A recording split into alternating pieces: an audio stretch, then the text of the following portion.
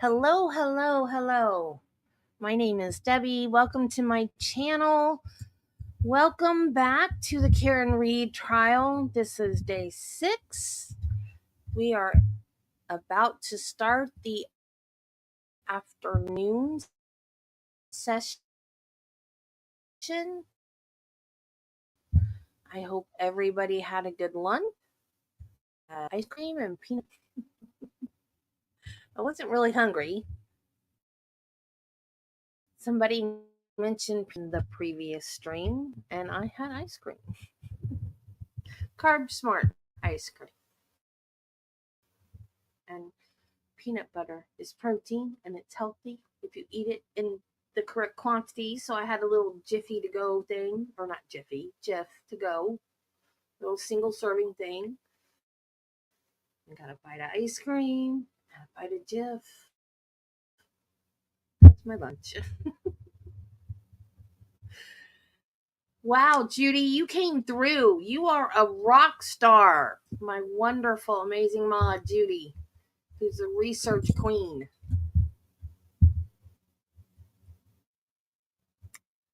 In 2021, Moxie Marlinspike, creator of the app Signal, pointed to a number of vulnerabilities in Cellebrite's UFED and physical analyzer software that allowed for arbitrary code execution.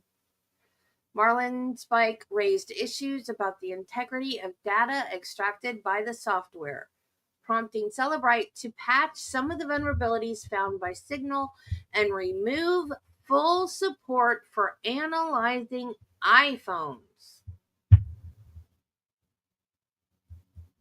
So that sounds to me like Cellebrite shouldn't be analyzing iPhone data. Hey, Flash. That's what that sounds like to me. Totally sounds like. Is Whiffen going to get off the stand today? Are we going to get any more witnesses today? Or are they just going to keep messing with this poor man?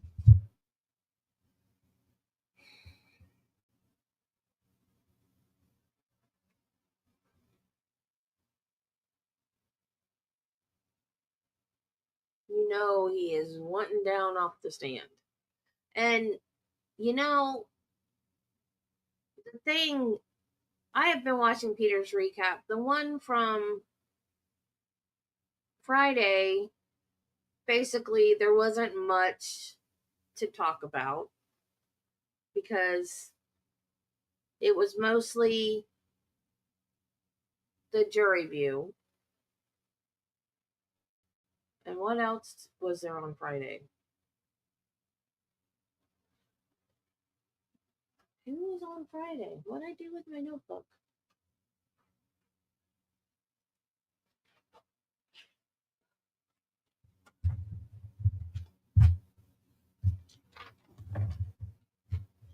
I can't remember who the witness was Friday.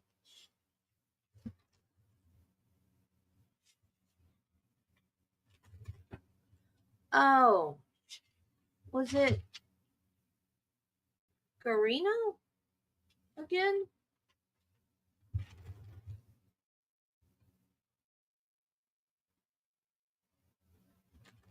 Wait.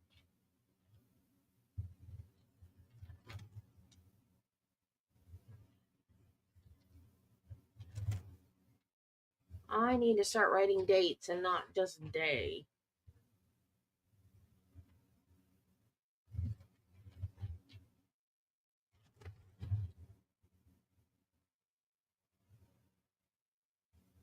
Was it Jason Becker?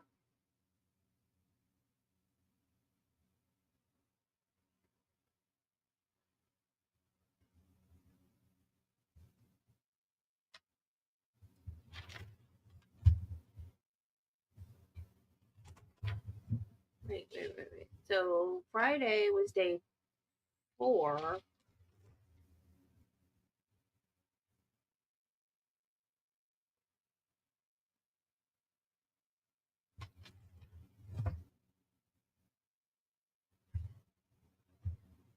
right?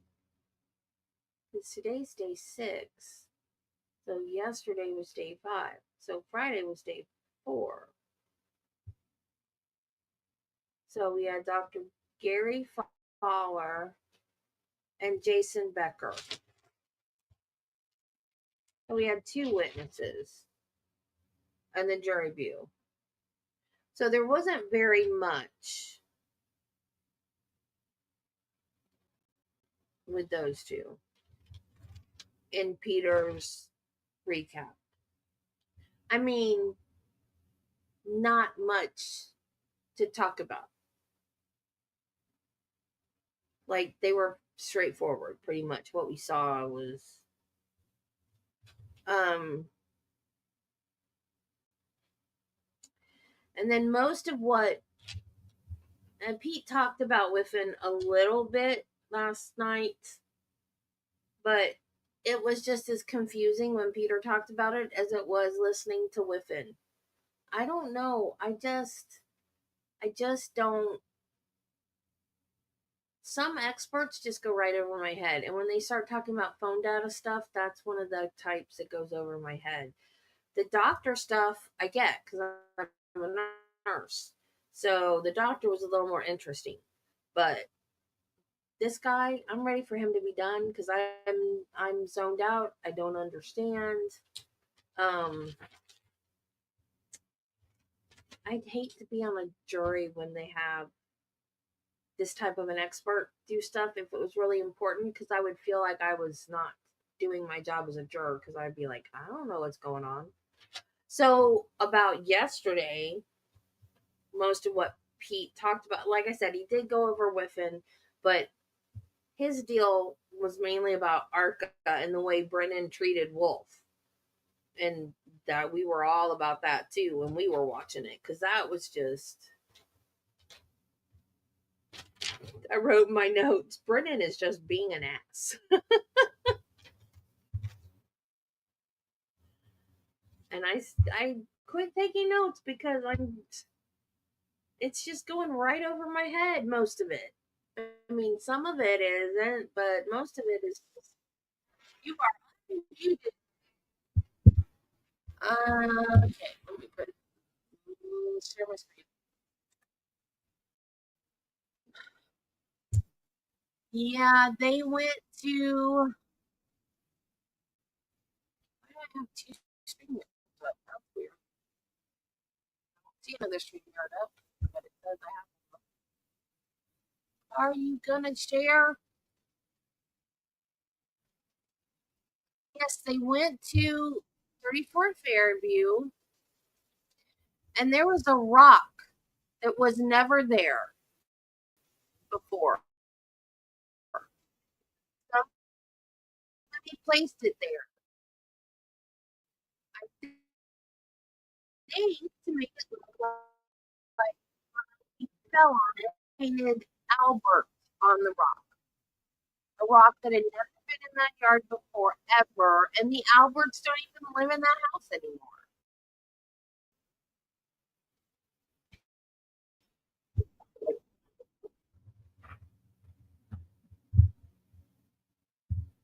Definitely reminded me of Cutler yesterday, yelling at Dr. Wolf. With reference to location data, that the scope of identifying a location of a phone can change depending on what information. Some might be smaller, some might be larger than others. Yes. And you shared with us that location information is being received from a number of different sources. Yes. Can you remind us again what can affect the receipt of that information? So primarily, the requesting application defines how accurate it needs the data. iOS Location Services then determines the best technology to use in order to work out that location. And it GPS information for the most accurate. It works that it can detect close by, and it knows where those networks are. And from that, it can derive where it itself is. Similar idea with both Bluetooth beacons and with cell tower technology. It understands where the cell towers are, it understands where the Bluetooth beacons are, and if it can see those particular cell towers or beacons, it knows roughly where itself must be. I guess so. You share with us there are some factors that can affect that location data, Yes. in addition to being in a building, like a house or a business. That's one way it can be affected. It is. And there are other ways as well, isn't there? There are. And could you share again the other ways that location information could change? Yeah, the weather can play an effect on it. The geography of the area, whether it's in a rural or urban environment, other kinds of interference. If there are other items close by that are emitting electrical interference, it could affect the location data as well. How about a body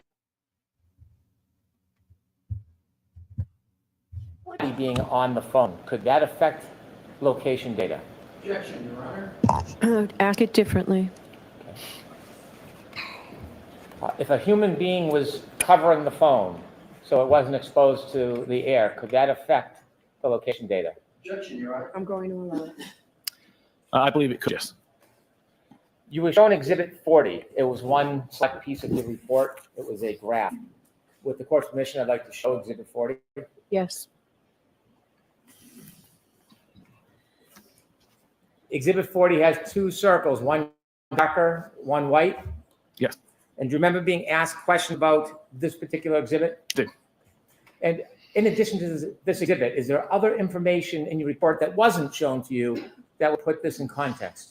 There is. This exhibit is to demonstrate a window of when location data was taken for a particular time. Objection, Your Honor. Watch the form of the question, Mr. I love the way This That's photograph, what does it represent? There were two particular time periods of approximately 5 seconds where multiple records showed identical latitude and longitude. So the same center point of the radius, but the radius themselves differed. So in this case, the white circle or the white circles show the lowest accuracy and the highest accuracy for 5 records that were all within a 5-second time period. And that shared the same latitude, longitude as the central point. Looking at this snapshot of 5 seconds, is this still consistent with your opinion that to a reasonable degree of scientific certainty, you opine that the cell phone was in the flagpole area the entire evening of January 29th, 2022? Objection, Your Honor. I'm going to allow it. hey, Terry. Yes, it still aligns with my opinion.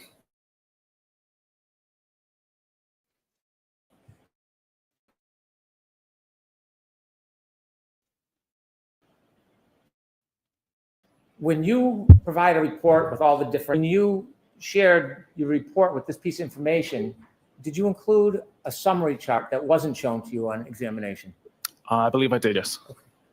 May I approach? Yes.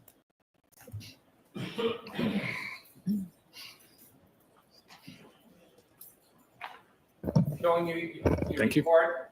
Do you recognize your report? I do. And what page are you on? 22. Do you recognize anything in particular as far as a chart on that page? I do. There's a chart at the top with the location data that was used to create the image shown. Does that chart help explain this photograph? It does. And move that chart into evidence. Any objection, Mr. Alessi? No objection, Your Honor.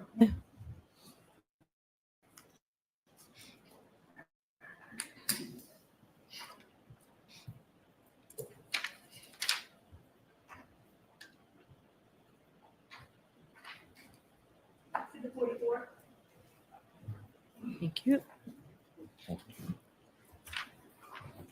With the court's permission, I'd like Ms. Gilman to show us the chart. Yes.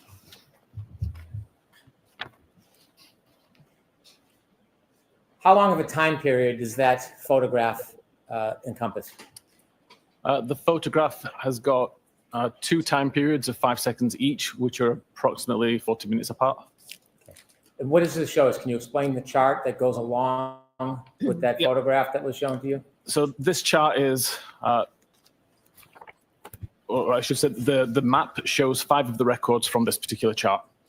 But we can see that all of these records have a consecutive timestamp 1 second apart. The latitude and longitude is identical for all of these records, but at the same time, the accuracy drops from 43 meters to 7 meters within that same 8-second time period. The idea was to demonstrate that if you had one of these records on its own, if you only had the 43-meter accurate record, for example, then the phone could be anywhere within that 43-meter radius. But as time goes on, the accuracy is refined. The same central point is used by iOS, but we've now got an accuracy of 7 meters. And again, if we were to say that the phone is anywhere within that 7 meters, it's a much more accurate representation, according to the data, than the 43 meters would be. And with an 8-second time period, if the device was actually moving during that time, I wouldn't expect to see the latitude and longitude remain exactly the same. There'd be some degree of movement in the coordinates. When you're producing location information in the circles that represent the location change, small, medium, large, at different times, does this chalk help represent that there can be changes in the location data, but the item can remain dormant? So ask that differently, Mr. Brennan. What is the exact point of the demonstration or this chalk? How does that help us understand the movement or the lack of movement of a cell phone? So I believe it demonstrates the fact that the phone is constantly refining the location data or the accuracy of the location data, even though it's using the same central point, the latitude and longitude, as the reference point. It doesn't necessarily mean the device had to move. If I could go back to Exhibit 40, please. So looking at your photograph that you were asked about, there are 2 different circles, one dark and one light. Yes. And those circles are in different spots. Yes. Based on the chalk, the chart you just showed us, are both of those different color circles consistent with a phone being in the same spot and not moving? The previous chart that was shown only accounts for the white circles on this map. And it only shows the highest and the lowest accuracy. 20 minutes later, there was another similar scenario where there were multiple records with the same central GPS coordinates, but with different accuracy levels, and that's what was used for the black circles. Importantly, in my opinion, they all overlap, so it's possible that the device is somewhere in between those 2 circles for the duration of the time. Now, finally, I want to turn back to the phone that was attributed to Jennifer McCabe. And you had shared with us your opinions about the time in which the searches at 623 and 624 were made. Correct. And I asked if you could just show us live right now how it works that a person can open a tab and there's a timestamp, a time when it's open, and then make a later search but still retain the original timestamp. Yes. Is that something you can do for us? It is, yeah. Okay. Oh, I guess. Of course, permission, I'd ask Mr. Whiffen to give Yes. us a live demonstration of Okay. this. Do you Thank want you. the light off, Mr. Griffin? The light off would be better, thank you. Okay, thank you, Dave. Okay, first of all, I will highlight on the left side of the screen here, this is actually a live representation of what I have on a phone that's in front of me. So as I move this around, you can actually see on the screen that the screen refreshes. I'll also point out the iOS version here is 15.2.1, which matches that from Jennifer McCabe's phone. On the right side of the screen is the tool which I spoke about earlier, the one that I've been writing for several years. I make it available for free for any examiner who wants to download it and research primarily iOS devices. Here, you can see I've got a live connection to the device. So every file and folder that is on the device, I can see within this directory view as you would normally see on a regular computer. And we can see the browser state.db database. If I open that database up, Probably you can see there are 4 tables, demo. one of which is called tabs. Mr. Whiffen, I hate to interrupt you. Can we make this larger? I know jurors earlier were hoping I that can try to. have a larger view of what's up there. Is that It's going to better. impact your demonstration in any way? It shouldn't. I should be able to work around it. Thank you. Is that better for the jurors? Okay, perfect. Yes. It's just a little closer. Oh. So we can hear you in the back. Let me pull forward. Thank you. Turn the air conditioning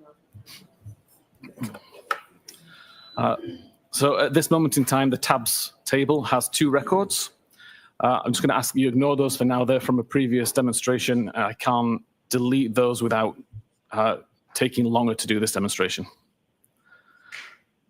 If I go back onto the phone itself, just takes a second to refresh and open up Safari. And I can open up a new tab.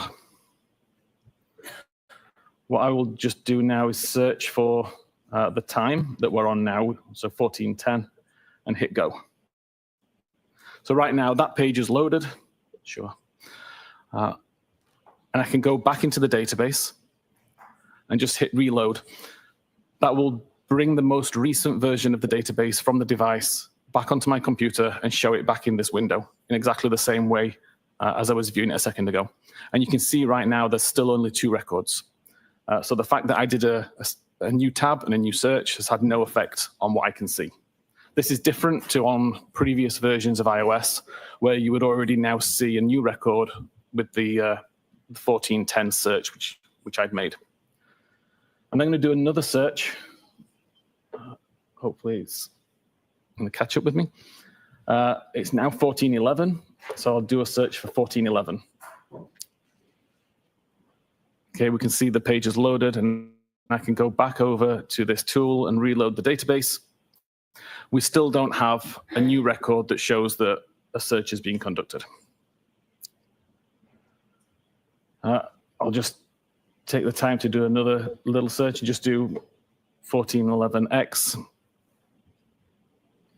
Reload the page again. Still, nothing's appeared. I can even close down Safari. Just minimize it into the background in the Safari icon. I can hit reload again. We still don't have a new record. And I can do a further search for now 1412. 1412 is loaded, and I can reload the page. Still no records present. I can now go into Safari and just close the tab.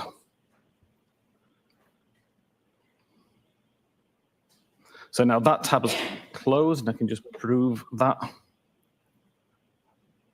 So that tab is now closed. And I can go back over here and reload. And you'll see a new record has appeared. I'm just going to change the time zone just so that this shows accurately, and tell my tool to treat the timestamps as Eastern time. So we look at this particular record. You can see the title is 1412. That's the last item that I searched for. You can see the URL is the google.ca /search 1412. Again, that is the content that I searched for. And then we see this field here, the last viewed timestamp. And the time here still says 1410 because that's the time that I first loaded the tab.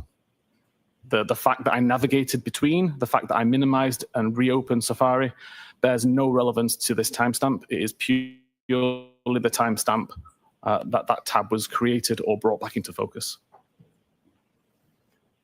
To an untrained eye, can that development of a timestamp become confusing? Yes, the name last viewed time clearly has implications that would make you believe that it was the time that the page was last viewed. It's a very simple test that I just demonstrated to prove that that's not the case. Is there any other reason that Cellebrite removed that process of timestamp other than to clarify that issue? Objection, Your Honor. No, I'll allow it. Purely because we determined it was unreliable to use as a time that the page was last viewed. If an examiner simply made a report from Axiom or Celebrite or another software, but didn't have the time or skill to actually go into the data, could they be easily confused by this? Yes, the way that Cellbrite provided this information showed as last viewed timestamp. The way that Axiom provides this data is called last interaction time. So there is some leeway there to misunderstand it less from Axiom because it's talking about tab interaction rather than a web page that was last viewed. Thank you. I have no further questions. All right, thank you. The lights on, please. Mr. Alessi, Briefly, Your Honor, if I may? Yeah. Thank you. do you want Mr. Whiffen to take this down? Yes, please, Your Honor. Good afternoon, and hello again, Mr. Whiffen. Good afternoon.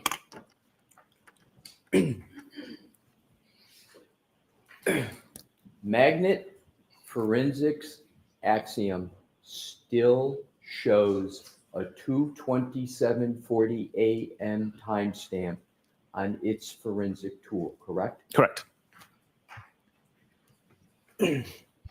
And Magnet Forensic is a reliable forensic tool company, correct? As reliable as they come, yes. The demonstration that you just performed, when did you create it? The demonstration, What you just, like literally just now as I was doing it live. so you Is how just you mean? created the demonstration now live on the stand? That particular demonstration, yes. So that demonstration, therefore, was created after Celebrite removed the 2:27:40 timestamp from all of its tool programs, correct? No, incorrect. I mean, that demonstration that I just provided was right now, it was live. Initially, when I did these tests, I did the same kind of experiment, the same type of testing back in late 2023, I believe. And after I did those tests and used that research, that is when Cellbrite removed the timestamp. Maybe my question wasn't clear. Let me Yes. see if I could rephrase it. The demonstration that you just gave, when did you prepare it? The demonstration, not just the demonstration that you just showed on the screen. When did you create that demonstration on your computer? Hey, again, I've been doing this demonstration for 2 years.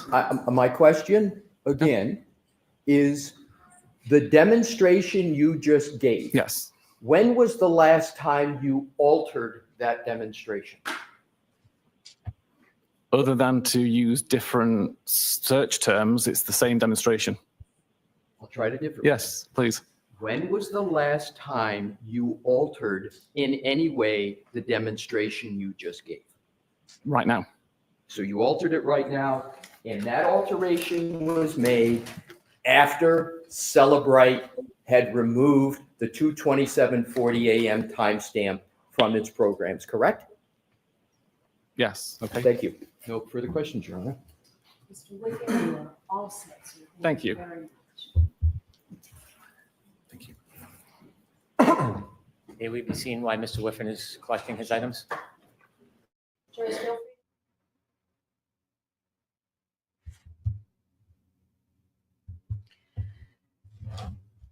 I don't understand the phone stuff, but why would she delete it and then search it again? That's the thing that makes no sense. She searched "Toss Long to Die in the Cold"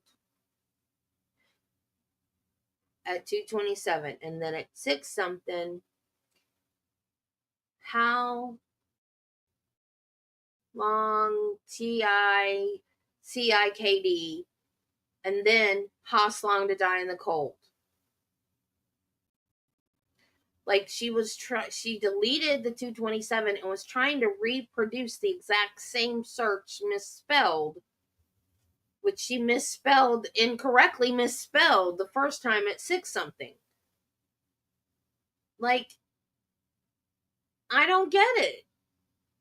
She obviously deleted it and then tried to recreate it. That's all I need to know. All this phone garbage doesn't even make sense to me. It's just suspicious phone activity.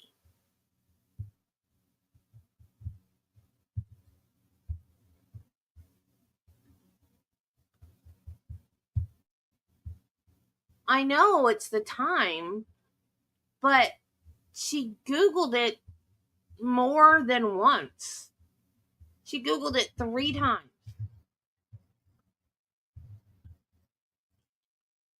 And one time it was deleted. The other 2 times it was not deleted. And the only one that was deleted was the one that was timestamped at 2:27. So why is only one of them deleted?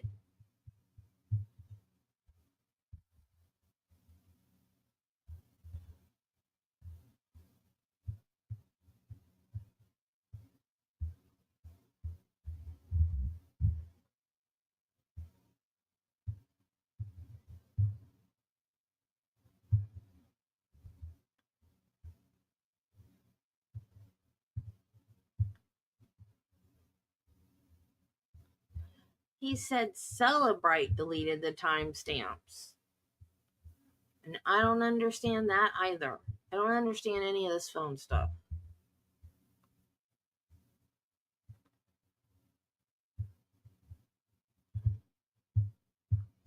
And I pointed out that her husband, in some chat, I don't remember what chat it was, that her husband was an IT guy. And someone said, yeah, but being an IT guy doesn't mean that you know phones. And I don't know if that's true or not, because I'm not an IT person. I don't know nothing about nothing. That's why Brian keeps trying to teach me, but I'm not getting it. Poor Brian. He keeps trying.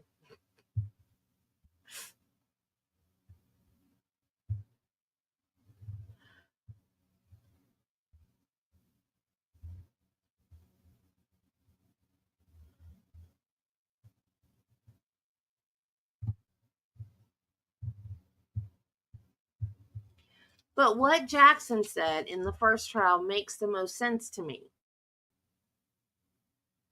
That she did it at 2:27. And then her story was that she did it at 6 whenever they found him because Karen asked her to. So she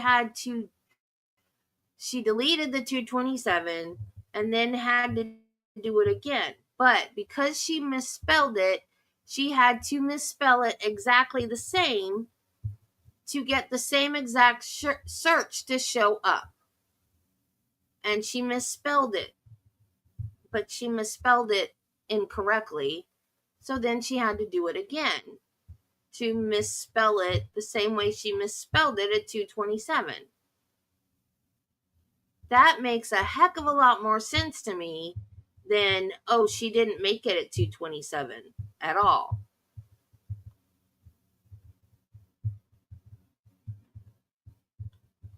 I understand the concept of, well, she used an open tab that was already opened at 2:27 or 2:23, whatever the time was. I understand that concept. I understand that. And I'm not saying that's not the case. I'm saying, why did she delete the search and then go back and search it again 2 more times?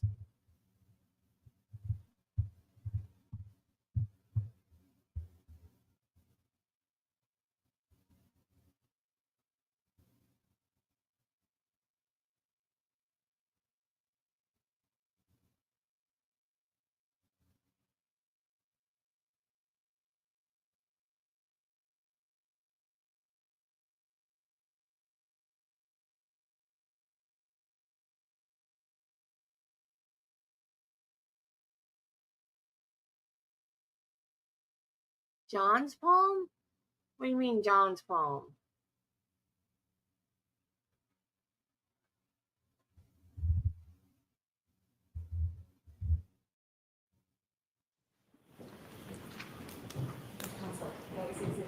Hi, Flash.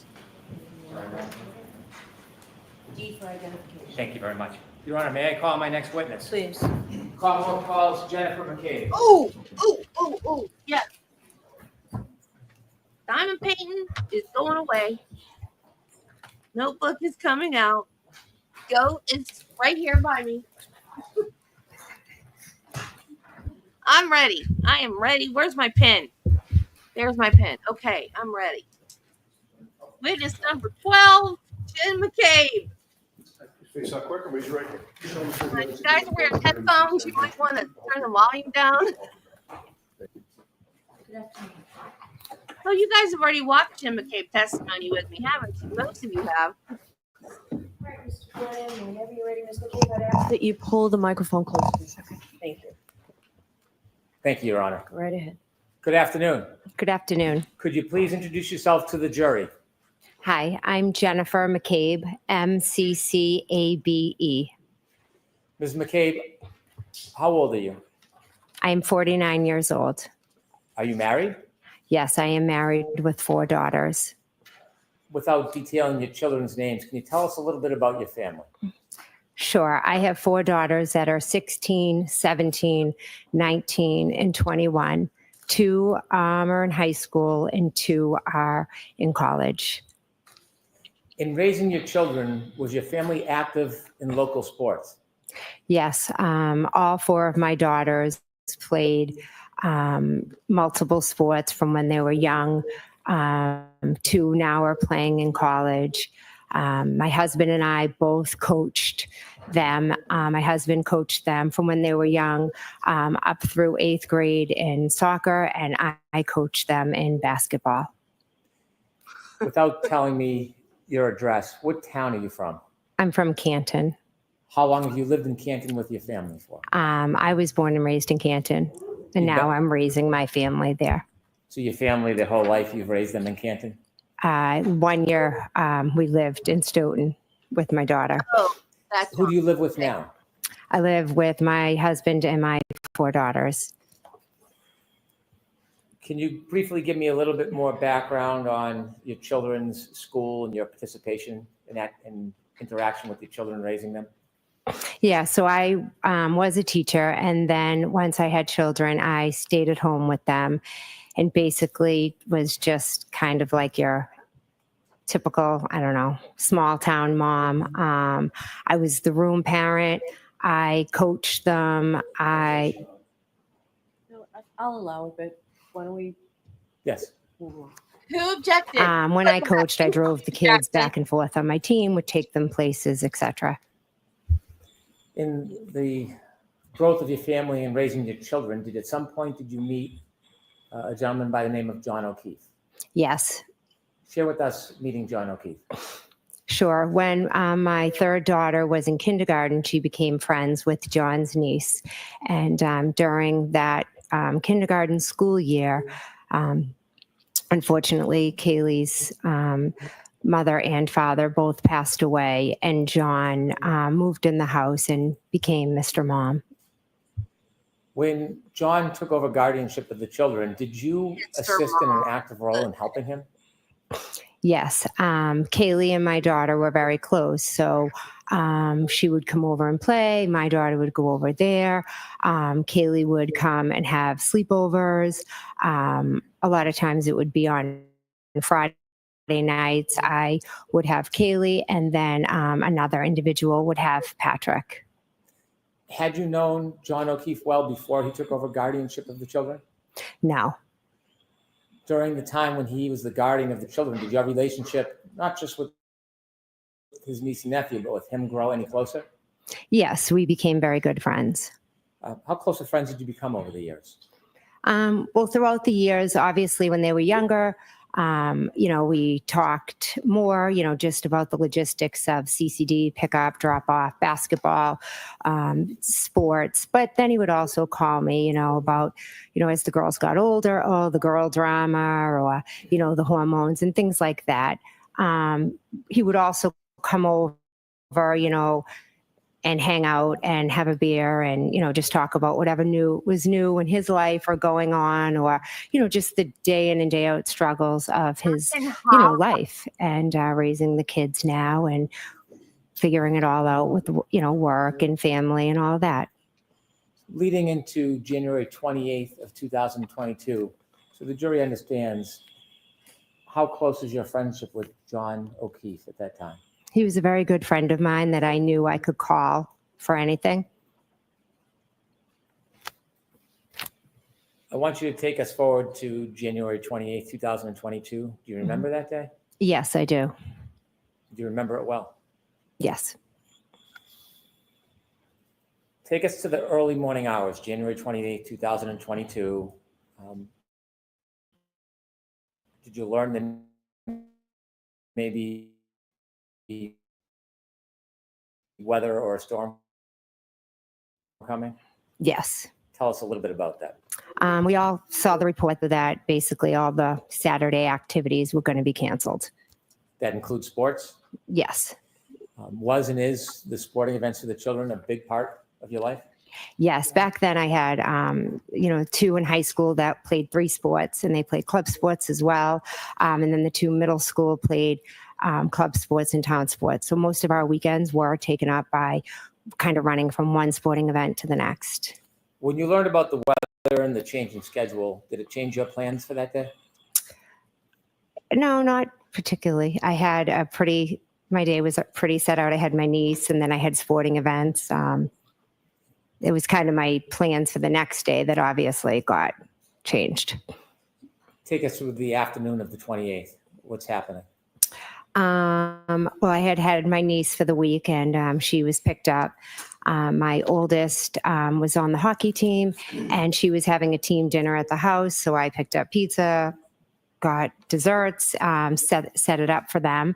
And then I left with my daughters and my husband, Matt, and we met some of the parents from the high school basketball team at a local pub to grab a bite and a drink before the basketball game, because my other daughter played on the high school girls basketball team.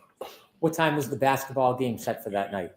I believe it was 6 or 6:30. Did you and your family go to the game? Yes, we did. After the game, what happened?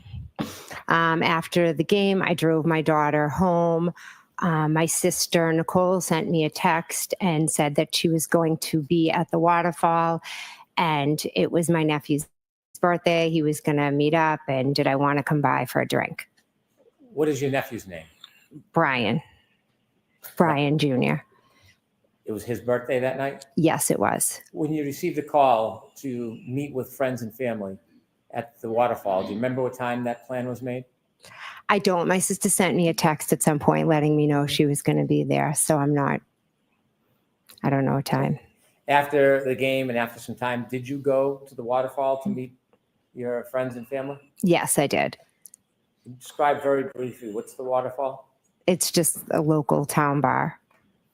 Do you remember about what time you got to the waterfall? About 9:00. When you got there, was there anybody there that you knew? Yes. Okay, now take us inside the waterfall. When you get there, who do you see? Albert. I walk in and I see Julie and Chris Albert, my niece Caitlin, my sister Nicole, and my niece's boyfriend Tristan. You said you saw Julie and Nicole Albert in the waterfall? Yes. Were you related to either of them? Nicole is my sister. So Brian Sr. would be your brother-in-law? Yes. Also, you mentioned there was a niece? Yes, Caitlin. And is that Brian and Nicole's daughter? Yes. You mentioned the name Tristan. What's his relationship to your niece, to Brian Albert's niece? He's now her fiance. And was there anybody else I missed? That's all who was there. I'm not sure if Nick Kolakidis was already in there when I got there or if he arrived right after. And then his wife joined us. So So when you're in the bar and you see your friends, what do you do next? I immediately just, join them and sit down. Were you eating, drinking? I know I ordered a beer. They had appetizers on the table. I'm not sure whether I had any or not. Were you drinking alcohol that night? Yes. As you're spending time with your family, did the night grow? Yes. Did you stay at the table where everybody was eating, or did you move inside the bar? We were pretty much right around the table. Did anybody you knew join you or join the group at some point? Yes. A little while later, Brian Albert and Brian Higgins joined us at the waterfall. So when you first got there, was Brian Albert already there? No, he wasn't. Is that your brother-in-law, Brian Albert? Yes. And you said Mr. Higgins. Did you know Mr. Higgins? I had met him a few times when he was out with Brian. You had met him a few times before that night? Yes. Were you friendly with him? He was a friend of Brian's. Was he your friend? No, he was Brian's friend. You knew who he was? Yes. So when Mr. Albert and Mr. Higgins joined the group later, did they come directly to you, or did they stay somewhere else inside the bar? No, they came over to our table, I believe. How long were you in the waterfall for that night? Approximately 9 to little around midnight-ish. About 3 hours? Yes. Do you have an estimate how many drinks you had, alcoholic drinks you might have had? I don't. I don't know. Maybe 2, 3. Throughout the night, were you feeling any effects of the alcohol? Not that I recall, no. When the group was together, you mentioned a number of people have joined. Were you joined by other people later? Yes. Who were you joined by later? John O'Keefe and Karen Reed. And you talked about your relationship with John O'Keefe. Yes, earlier, yes. Did you make plans with him, or did he just show up? I believe he had started the conversation about the night with Chris Albert. Chris Albert is a different Albert than Brian Albert. Yes. How was the relationship between them? Brian Albert and Chris Albert are brothers. Was Chris Albert there when Mr. Higgins and Brian Albert arrived? Yes. Actually, Chris, did I miss him? Because Chris was there with Julie. Did I? I'm not sure if I said that when I was naming everyone at the table. I apologize. You may have. Okay. So when you first got there, he was at the table with your Yes. sister? Yes, he was. When moments before John O'Keefe arrived with the defendant, what was the mood in the group? Cheerful. Good mood. Everybody was just out having a drink. We all knew the storm was coming tomorrow, and just a typical average night. Celebratory? Yeah. You said you were going to see Brian Albert Jr. for Yes. his birthday. Was Brian Albert Jr. at the waterfall when you got there? No, he was not. Was Brian Albert Jr. there anytime when you were at the waterfall? No, he was not. Without relating a conversation with some other person, did you have an understanding where Brian Albert Jr. was? He was at home. Did you historically or typically see Brian Albert Jr., your nephew, on his birthday? Yeah, typically we always, get together. We try to and do a cake for whoever's birthday it is. And then whatever, aunts or cousins are around, come over. When John O'Keefe arrived at the waterfall with the defendant, do you have a general estimate or guess, not guess, but a general estimate of what time they arrived? Approximately 11. When they first arrived, did you see them? Yes. Where did you see them coming from? I saw them walk in. When they walked in, did you react in any way? Yes, I was happy to see them Why were you happy to see them? The name Chris because I loved John and I liked Karen. So you were happy to see John? Yes, very. And you were happy to see the defendant? Yes. Do you remember your first interaction with either John or the defendant that night inside the waterfall? I believe John walked over to where I was, kind of to my end of the table, and then maybe Karen had walked to the other end of the table. But I would assume I probably hugged both of them when I Well, saw them. I'm going to ask you not to assume if you don't know. That's Okay. okay. You said that you had known the defendant as well. Yes. Do you remember how long she had been dating John O'Keefe up until that point? I know I met her in July of 2020. Had you had a chance to spend time or interact with her over that time before that night at the waterfall? Yes, I had. And share with us some of the the moments or some of the reasons that you would interact? The first time I met Karen, John had reached out. We would do pool days with him and his niece and his nephew. So he had told me he was dating a new girl and he wanted to bring her over. He said that she had multiple sclerosis. I also have multiple sclerosis. So he thought that that would be something we could, we would talk and bond over. I said, yeah, great, bring her over. So her and John and Kaylee and Patrick came over. We had a pool day. I liked Miss Reed immediately. I thought we hit it off. It was really great, talking to someone my age that also had MS, because I didn't really know a lot of people who have it. So it was really nice to have somebody to relate to. Then moving forward, we would see them, if it was my daughter's birthday party, when it was time for pickup, they would come in, have a couple drinks. Same thing for like a Halloween party, after basketball games. So you spent time both with John and Miss Reed? Yes. Did you spend time with the defendant separately without John around? No. Did you become friendly with her? Yes. And were you friendly that night? Yes. After John and the defendant enter the bar and you greet, did you interact or spend time with Miss Reed at the waterfall? Yes, I did. And speaking of the defendant, do you recognize her here in the courtroom? Yes, I do. Could you kindly point to her and describe an article of clothing she's wearing? She's sitting right over there with a black shirt or blue. Is she between Attorney Jackson and Attorney Yannetti? Yes, she is. When you were at the waterfall that night, do you remember who you were speaking to or where you were spending your time? As to earlier in the night or after? I'm sorry, after Mr. O'Keefe and the defendant arrived. Yes, Miss Reed came over and spoke to me because I had seen her the Saturday before, and she had told me how she had started a new medication and it was giving her some awful side effects. And I said, I'm shocked they put you on that, etc. Let me not ask you about conversations you Okay. had, but about the moment that you were in. Did you spend time with Miss Reed that night? Yes, I did. Inevitably, did you drink more alcohol as the night went on? I believe I had, like I said earlier, a couple of drinks, 2, 3, not sure. Did you ever have a shot of alcohol? I do not believe I had the shot, no. Did you see the party, the group of friends and family doing a shot? I was in the bathroom and walked out, and they were doing or had just done a shot.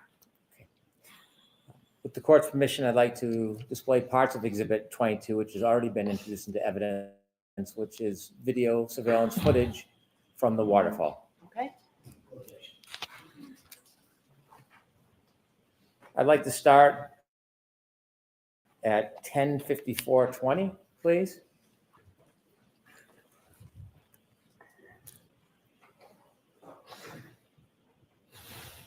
If you could just stop for 1 second. Do you recognize what's in that video? Yes. And what is that? That is the waterfall. Okay, kindly proceed.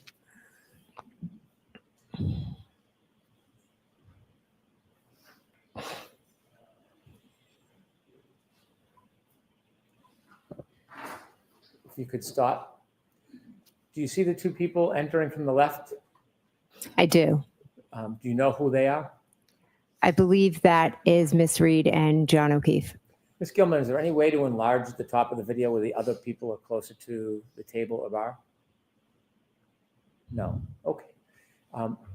Looking at this video, can you tell or identify anybody under that timestamp? And if you can't, that's okay. But if you can you tell us who you see? I think the guy right there, well, where she just is Brian Higgins, Okay. If you could go up my husband, Matt, on and the then right. on the right, and I think that's me on the left. Okay. And if you can go down the table to the left, Ms. Gilman, you recognize who that might be from the clothing? I'd have to take a guess that Okay, it but could. don't guess. It's Okay. okay if you don't. Anybody else at the table more to the left do you recognize? Not from this picture. Ms. Gilman, could you highlight where Miss McCabe thinks that she is on that video with that circle you just had and play the video? Yeah, she gets cross-examnesia. That's what it's called. Cross-examnesia. If you could stop. Is that you clapping, Miss McCabe? Yes, it is, Why are you clapping? because I was happy to see them. Both of them. Yes. Could you continue, please?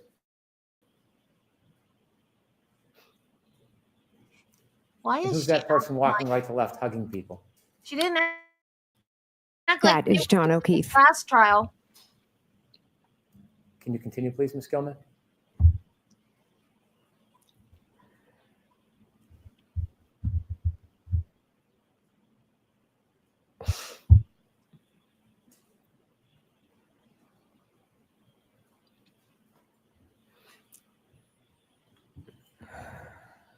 Are you interacting with anybody?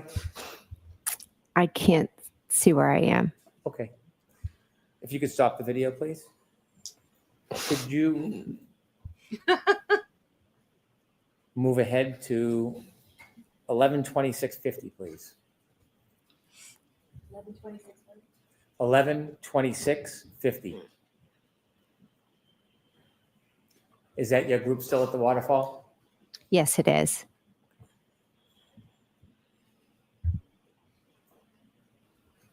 If you could stop there, Ms. Gilman. If we could hone in or circle where you were previously, where we saw Ms. McCabe. I know it's a bit blurry. If you can, and if you can, please let me know. Can you see whether you're in that area? I believe I am, yes. Could you put the circle down just a little bit, Ms. Gilman? Okay. If you could play from 11:26:50 to 11:27, please.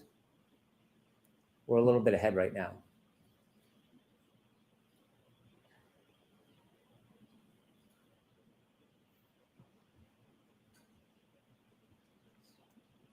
Who are you hugging there?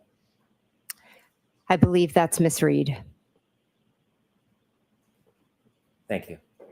I can't see squat. One more, Ms. Gilman. I'm going to ask you to move forward to 11:46.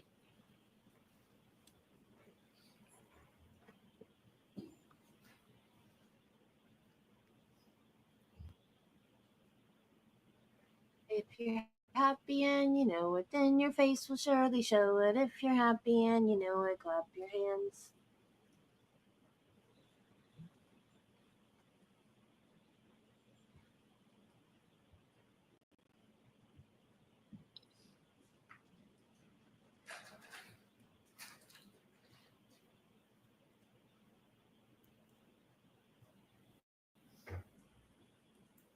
Could you pause, Ms. Gilman? Could you circle in that same area where Ms. McCabe was last describing? Can you make anything out in this video?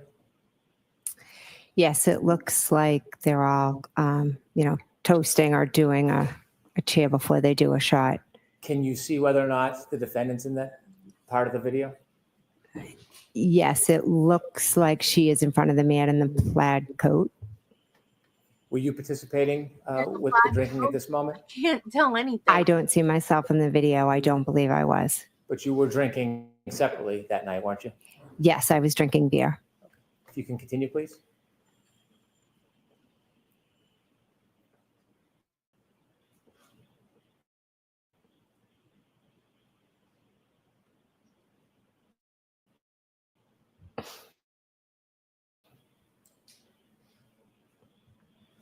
Thank you.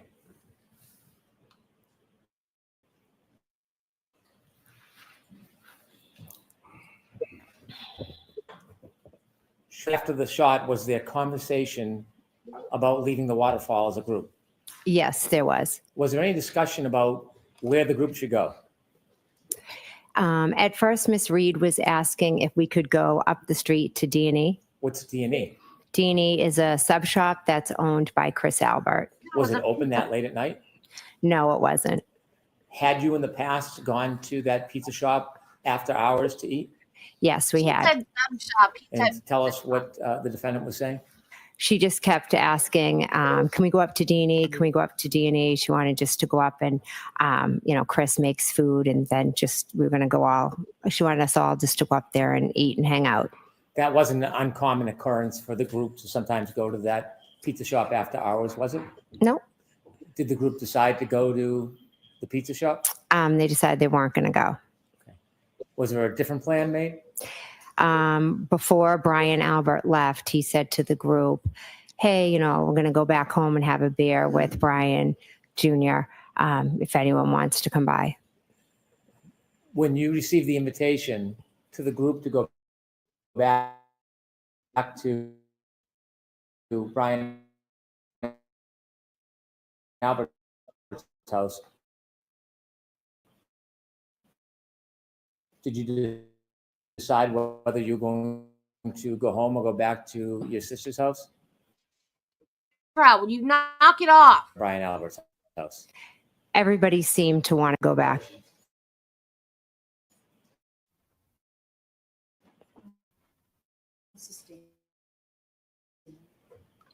Did anybody object to going back? No.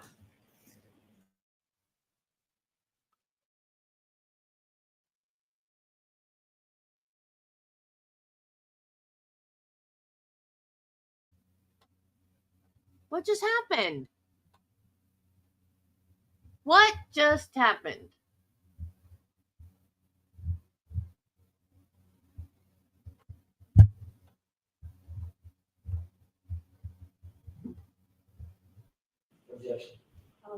Oh, that was Jackson. Yay. And what is YouTube? What was your understanding? They were coming. Who else was going to go back to your nephew and your sister's house? Brian Higgins and my niece, Caitlin. A little after 12, did you leave the waterfall? Yes. Do you remember that night leaving? Yes. Before you left, did you talk to anybody in particular? Yes. Miss Reed and then Mr. O'Keefe. Did you speak to them inside the waterfall? I walked out with Miss Reed and we spoke at the doorway, and then John joined us. Did you invite Miss Reed to come with you? I did, yes. Did she decline? Yes. And who did you go to your sister's house with? Who drove? I drove and I went with my husband, Matt. Anybody else?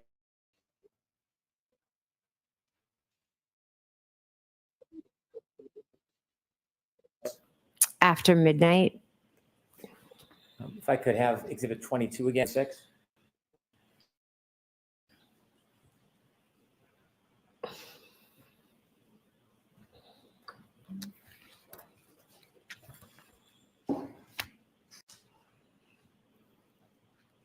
So she said Karen declined the invitation to go over there? Okay. Or You could stop it there, please. With her.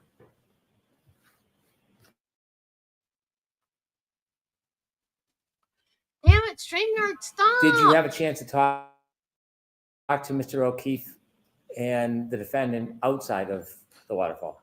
Yes. And do you know specifically what time you left the waterfall? It was after midnight. Okay.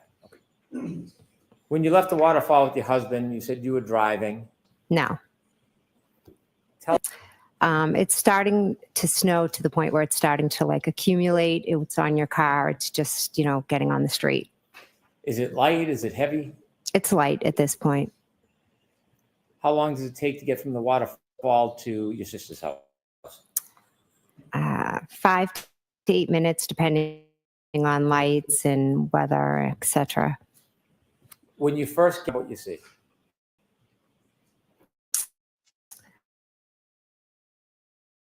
My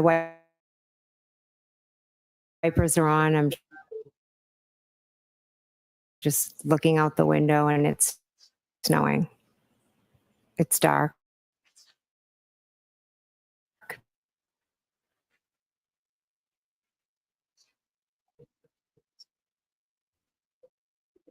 I take a left into the drive, and there's maybe a couple of cars in my sister's drivers. Now, there are a couple doors at your sister's house. Yes, Is there a front door? yes, Is there a side door?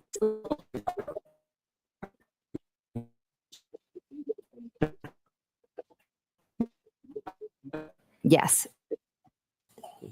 Tell us the first person you remember meeting. When I went in the house, Yes.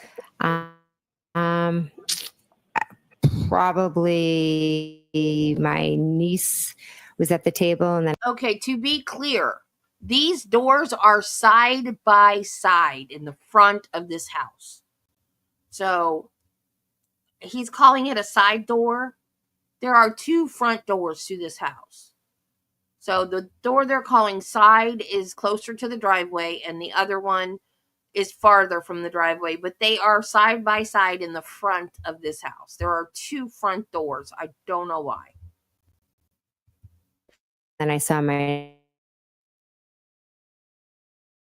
nephew Brian.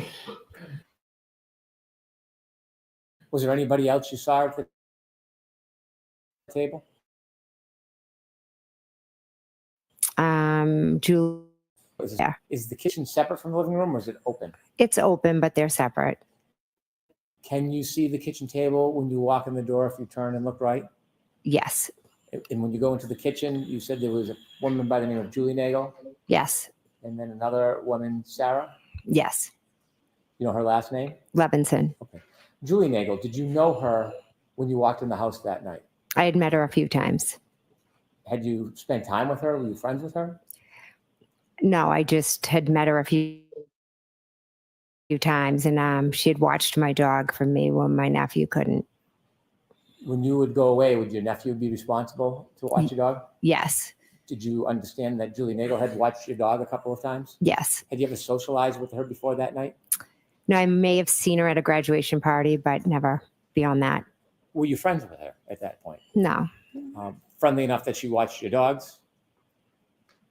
Yes, through my nephew. He just said my friend's going to do it, and I I see. trusted his judgment. And there was another woman by the name of Sarah. Did you know her before you saw her that night? I knew of her. To see her, I'd say hi, but that's the extent of it. How did you know of her? Just from being in the town, going to different sporting activities and just being around. You said your nephew Brian was there as well in the kitchen. Yes, This was his birthday? yes. How old was he?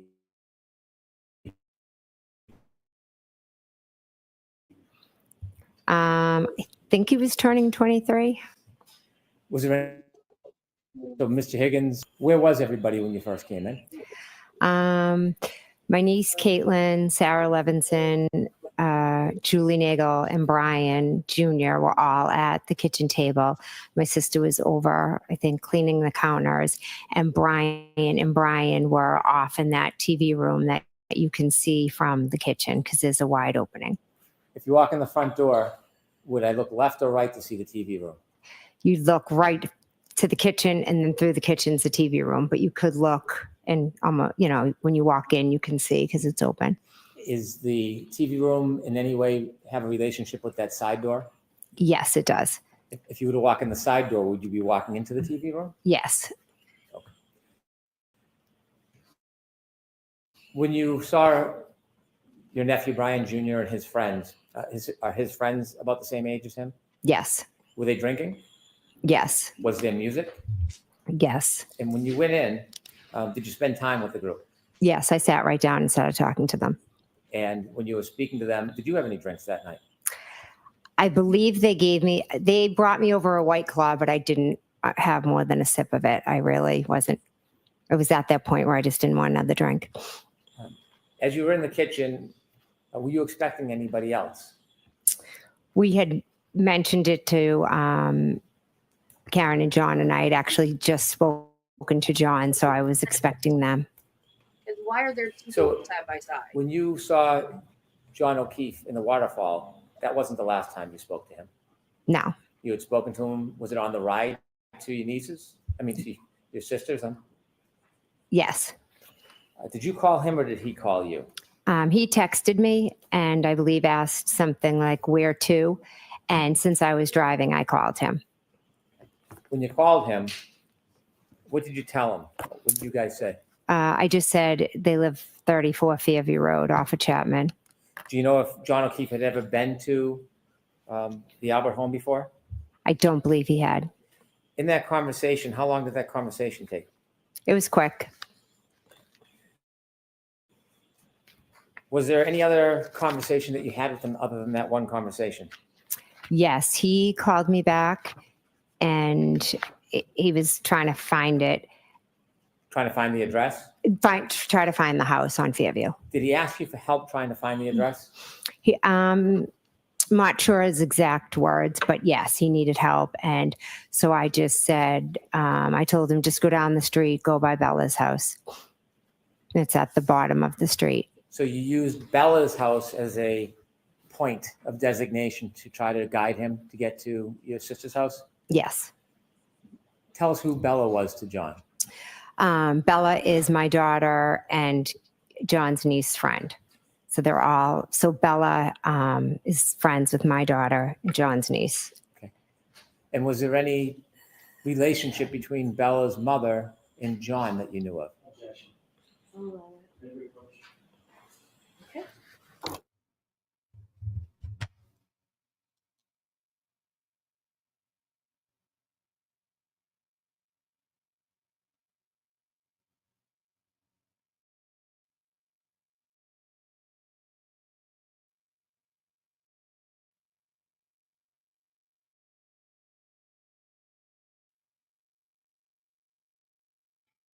This is supposedly the base, but Karen didn't know about Bella's house until the next morning.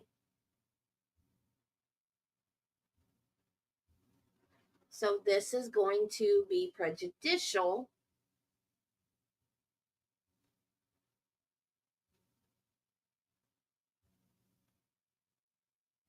when the jury hears about it. They're going to think that she was mad because of his ex-girlfriend living close by.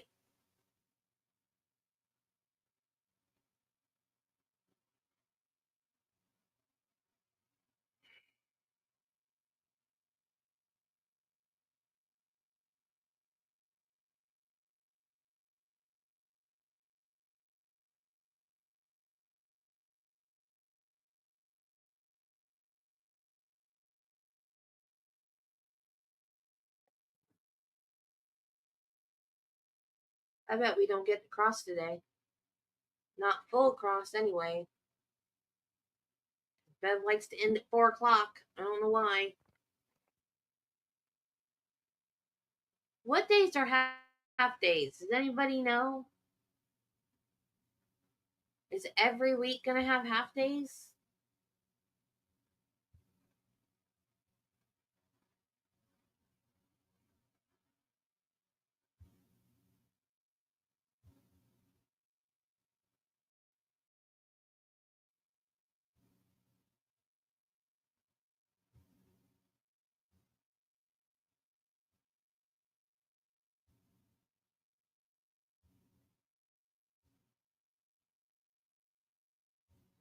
What is with these people and all the expensive bottled water? Can these people not drink Aquafina or Dasani? Like, seriously. What is the deal?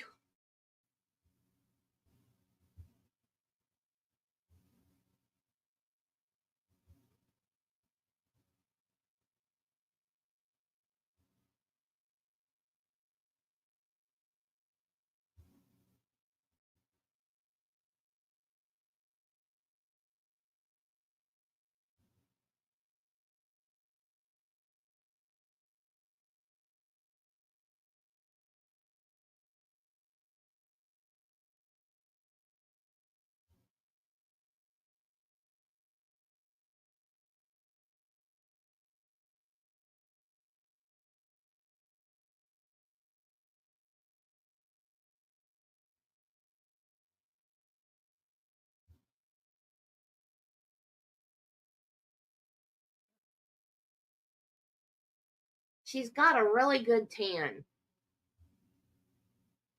I don't know where the tan came from. Unless she just got back from vacation. Either that or it's fake and bake. Probably fake and bake.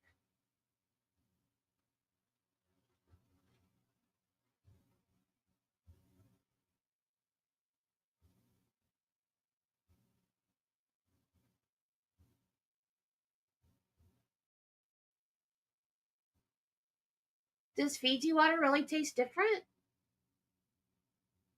Well, I'm gonna have to try it then. Because I was under the impression, well, now I know there are some bottled water that I can't handle. Some is really nasty. I don't like Dasani, to be honest. Like, I'll drink it if that's all there is, but. And Travis said it's because it's the way it's bottled. It's bottled when it's warm. Like, after they go through the process where it's like boiled or whatever. It's warm and then it's bottled. So that's why it's got like a. To me, it tastes like plastic. And he said that's because when it's still warm when it's bottled. I don't know if that's true or not. But anyways, I'll drink it if that's all there is. But I prefer Aquafina. But I like Zephyr Hills and Niagara. There's one, I can't remember which one it is that I do not like. I don't remember which one it is right now.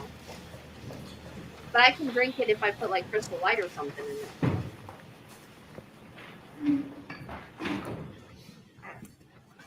It might be Nestle. Thank you.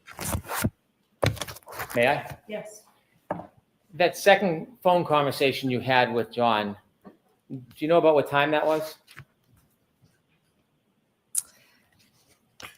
I don't, it would be after 12:15, but before 12:30 approximately, between that. Were you still driving when you had that conversation? Yes, And at some point you told us you arrived at your sister's home and went in. yes. I'd like to move forward now to when you were inside the house. Tell us generally when you first got there and saw everybody, what were you doing? Yay. I just sat down at the table. I started talking to them. We were listening to music. Typical night. Anything stand out as far as music or interaction with the group? No, we were just laughing, telling stories. At one point, I'm not sure if it was at some point, my other nephew had been over my house and had shown me this video on his phone, and it was a family inside joke. The video, it was a music video from a long time ago. And so I was telling my other niece and nephew, oh my gosh, you have to see this video. It's hysterical. And then we started playing it and watching it. What was the video? It's Raining Men. Yes. Did that get a lot of playtime during that get together? Well, I have one sister who sometimes has a little too much to drink, takes out an umbrella, and will dance. So it's a family joke. While you were at your sister's house, what area of the house were you spending time in? And I was in the kitchen. What was the mood of everybody in the house as far as you remember? Everybody was in a great mood. Was there any fighting? No, Any arguing? no, Any violence? no. Was it a celebratory mood? Yes. As you were in the house, were you waiting for anybody else that you expected to come? Yes, I was expecting John and Karen to come. At some point when you're in the kitchen, or let me ask you a little background. As you're in the kitchen of that house, can you see outside from the kitchen area? They had blinds or something down, but if the blinds were up, you could see out. Were the blinds up? No. At any point, were you able to see outside from inside the house? From the front door, yes. Does the front door, is it glass? Yes. At some point when you were with everybody in the celebration, did you have a chance to look outside? Yes. And when you looked outside, what did you see? I saw a dark SUV out front. Did you know whose SUV that was? I believed it was Karen's. Could you see who was in it? No. At that point of night, what does the weather look like from the front door? It's dark and it's snowing, and I could see, brake lights. Did you see if that SUV moved at all? I didn't see the SUV actually move, but I saw it in a few different locations. How many times did you look out? Can't give you an exact number of how many times I looked out. I can tell you I saw the vehicle first straight out from the front door. Then I saw it up at the flagpole, and then I saw it further up from the flagpole. Were you studying the car at all? No, it was quick glances. Did you have any reason to study it? No, What were you expecting was going to happen? I was expecting John and Karen to come into the house. Did they ever make it in the house? No, they did not. As you were waiting, were you doing anything else in addition to waiting for them to come in? Yes, so I was sitting at the table. Someone made mention of a car out front, so I got up, went to the door, looked out, and then I would go back to the table, and where we were just all laughing, talking, playing music, just hanging out, not really thinking much about anything. Did you ever reach out to John when you thought the car out front was the defendant's car with John in it? Did you ever reach out to him? Yes, I did. How did you reach out to him? I texted him. Do you know if there was a phone call that was made to you before 12:30? A 7-second phone call? From John? Yes. I don't. You mentioned you had spoken to him about directions. Is that the last time you heard his voice? Yes. When the car was out front, did you exchange text messages or were you simply texting him? I was texting him. Do you remember what you were texting him? The first time I said here, What do you mean by here? Was that like exclamation point? here, question mark, because that's when I saw the car. You were wondering whether that was him? Yes. Did you send any other text messages that you can remember? After I saw the car move locations, when I saw it go up to the flagpole, I said, pull behind me. And do you remember any other communications you had with him? Was he texting you anything? No, Did he ever text you again that night? he never texted me again. Never called again? No, Did you continue to text him over the next 15, 20 minutes? I did, yes. And so at some point, did you realize that John O'Keefe and the defendant weren't coming in the house? Yes, when the car was gone. Did you ever go outside through the storm down to the flagpole to speak to them? No, Why not? why would I? I was just asking. All right. I had no reason to. So Yeah, when you were in the house, at some point, did you notice that the car was gone? Yes, Were you marking the time or keeping track of it? no, After you didn't see the defendant's car anymore, did you stay? yes. How long do you think you stayed for at the house? I stayed till about around 1:30, 1:45-ish. Did anybody else come in the house up until 1:45? No. Did people leave at certain times? Yes, people did leave. Who was the first to leave? Brian Higgins? Do you remember about what time he left? I don't. And after Mr. Higgins left, do you know who left? I'm not I believe it was us, and then my niece Caitlin was also like at the door. It was kind of in a row. Brian left, and then a little bit later, I think it was, myself, Matt, Julie, and Sarah left, but Caitlin was at the door. I believe she was waiting for her ride. How much longer after Mr. Higgins left did you leave? Maybe a half. I honestly can't say. I think he was there for a while I was there. So maybe he left anywhere from 15 minutes, approximately 15, 20 minutes before I did, or maybe a little more. You mentioned that you had left the waterfall after midnight, Yes. and you had phone calls with Mr. O'Keefe along the way. Yes. Do you know that there are phone records with your text messages and phone calls in them? Yes. And do you know whether your phone records reflect the time of your calls with Mr. O'Keefe Yes. and your text messages? Yes. When you were texting and Mr. O'Keefe, when the Lexus or the car was in front of the house, rather, was Mr. Higgins still there? Yes. What are some of the things that everybody did along that night before you left? What happened in there? What happened inside the house? Yeah. Nothing. We basically just sat around the table, talked, laughed, listened to music, chit-chatted. Celebratory? Yes. Was there ever any fighting? No, none at all. Any arguing? None at all. Any physical interaction? No, none. When you decided to leave that night, did you say around 1:45-ish? Yes. When you left around 1:45, was there any events that happened that night that would cause you unrest or excitement or your heartbeat to race? No. When you decided to leave, you and your husband, where were you going to go? We were dropping off Julie Nagel and Sarah Levinson, and then we were going home. Had you planned on dropping them off earlier in the night?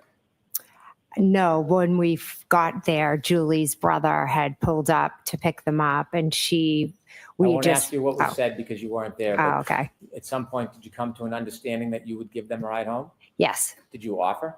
Yes. Who was going to drive home between you and your husband? Matt drove home. When you left, I want you to describe as you step out into the driveway or the walkway. Was it the front door or side door, if you remember? I walked out the front door. Is the weather like it was when you first got there? No, it's picked up. Tell us what you mean by it's picked up. So as I walk out, you kind of go, the walkway is to the left. So I walk down the steps, I go to the left. The snow was coming, it was cold, the wind was picking up. So I kind of just like curled up and ran to my car quick to get in. What part of the car did you get into? Front passenger, Who was driving? Matt. And where were the other two people? Sarah and Julie were in the back seat. Who was in what spot? I'm not exactly sure. So both of the young women were in the back seat? Yes. Was there any conversation when you got into the car? We got in the car and they were teasing me Why were they teasing you? because I had like bread and maybe peanut butter in my car. Why did you have bread and peanut butter in your car? I had my niece for the week, and I was dragging her like to all my kids' sporting events. So we'd go from like one game to another game to a practice. So sometimes instead of always giving her McDonald's or Dunkin' Donuts, I'd try to throw her a peanut butter sandwich. And they were making fun of you? Yeah. As the car backs out of the driveway, tell us what you're doing. I'm talking to the girls. You just moved your head. Yes. Does that mean anything? Yes. Tell us. They were both sitting behind me. So I was like turning and, chatting and talking. After your husband pulls out of the driveway, do you start to drive home? Yes. If the house is on my right and you're driving, are you in the passenger seat closest to the house or furthest away? Passenger seat closest. So you're driving, if you look at a picture of the house, you would be driving from right to left? Yes. So as you start to drive or your husband starts to drive the car, what direction are you looking in, if you remember? The back seat. Did you drive by the front of the house, do you know? We pulled out of the driveway and went up Chapman. Okay. And your husband and you passed by the front of the house? Yes. Did you pass by the flagpole? Yes. Were you looking at the flagpole? No. And how dark was it at that point? It was dark. Snow? Yes. As you're passing the flagpole, do you hear or see anything remarkable? No, I'm not really paying attention. I'm just chatting to the girls, and Matt's just focusing on driving. When you're talking to the girls and they're making fun of you, what's the mood in the car? We're all laughing and joking. Where do you go next? We drive Julie Nagel home. After you drop off Miss Nagel, where do you go? We drop off Sarah Levinson. Is the weather constant? Yes. After you drop off the young woman in separate spots, where do you go? We went home. Can you tell us when you get home what happens next? We go in the house. I go up to bed. Matt makes himself a snack and then joins me upstairs. Do you have a telephone? Yes. An iPhone? Yes. When you go to bed, do you stay up at all? Yes. Do you use your iPhone? Yes, I do. What were you doing? I texted a few people and then I did a couple of Google searches. And what were the searches for? One, my daughter had played in a basketball game earlier in the night, and it was a very good game. So I went and I read the report on it. And then my other daughter had an offer to play on a basketball team. So we had to make a decision about whether or not we were going to accept the spot. So I was just looking up that basketball club. Other than those regular searches that one would do, was there anything remarkable about what you were searching at 2:27 that time frame? No. After you were looking at websites for your child's sports, what did you do? I put my phone down and went to sleep. And up to that point, had there been any discord or fighting or arguments in your world? No. Peaceful night? Yes. Did you go to sleep, Ms. McCabe? Yes. Did you sleep through the night? I typically get up to go to the bathroom, so that I could have gotten up possibly to go to the bathroom.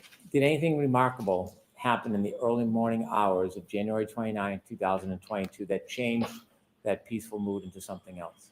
Yes. Okay. I want you to share with the jury the first thing that happens that changes everything.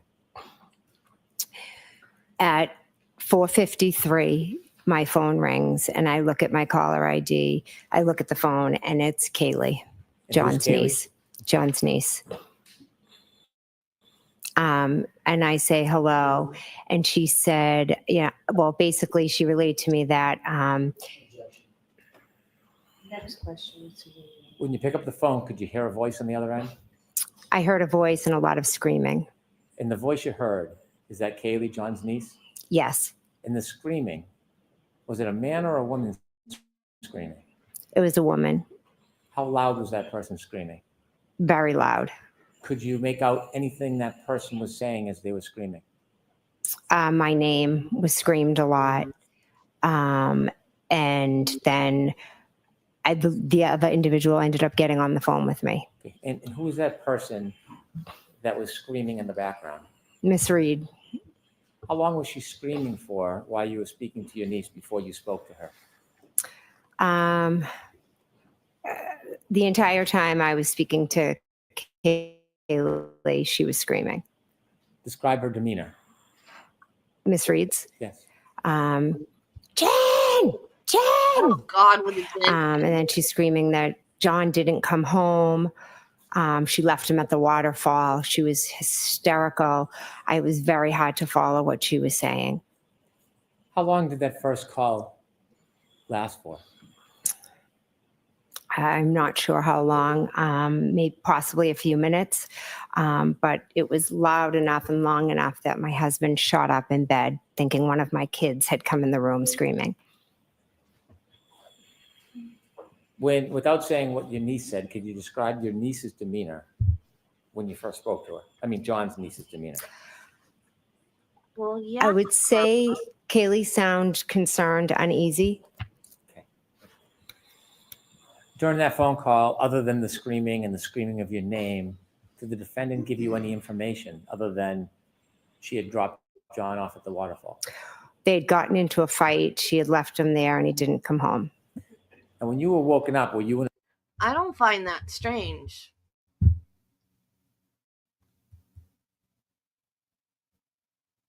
I don't find that strange at all. Sports clubs are expensive. You have to pay dues and stuff. So if my kid is going to play for a sports club and need equipment and jerseys and dues and whatever else, I'm going to make sure it's a good club if I'm going to pay money for it. So yeah, I'm going to weigh in on that decision. And yes, it is hearsay. No matter whether she knew who was screaming or not, saying what anybody else says out of court is hearsay. So yeah, that's why Jackson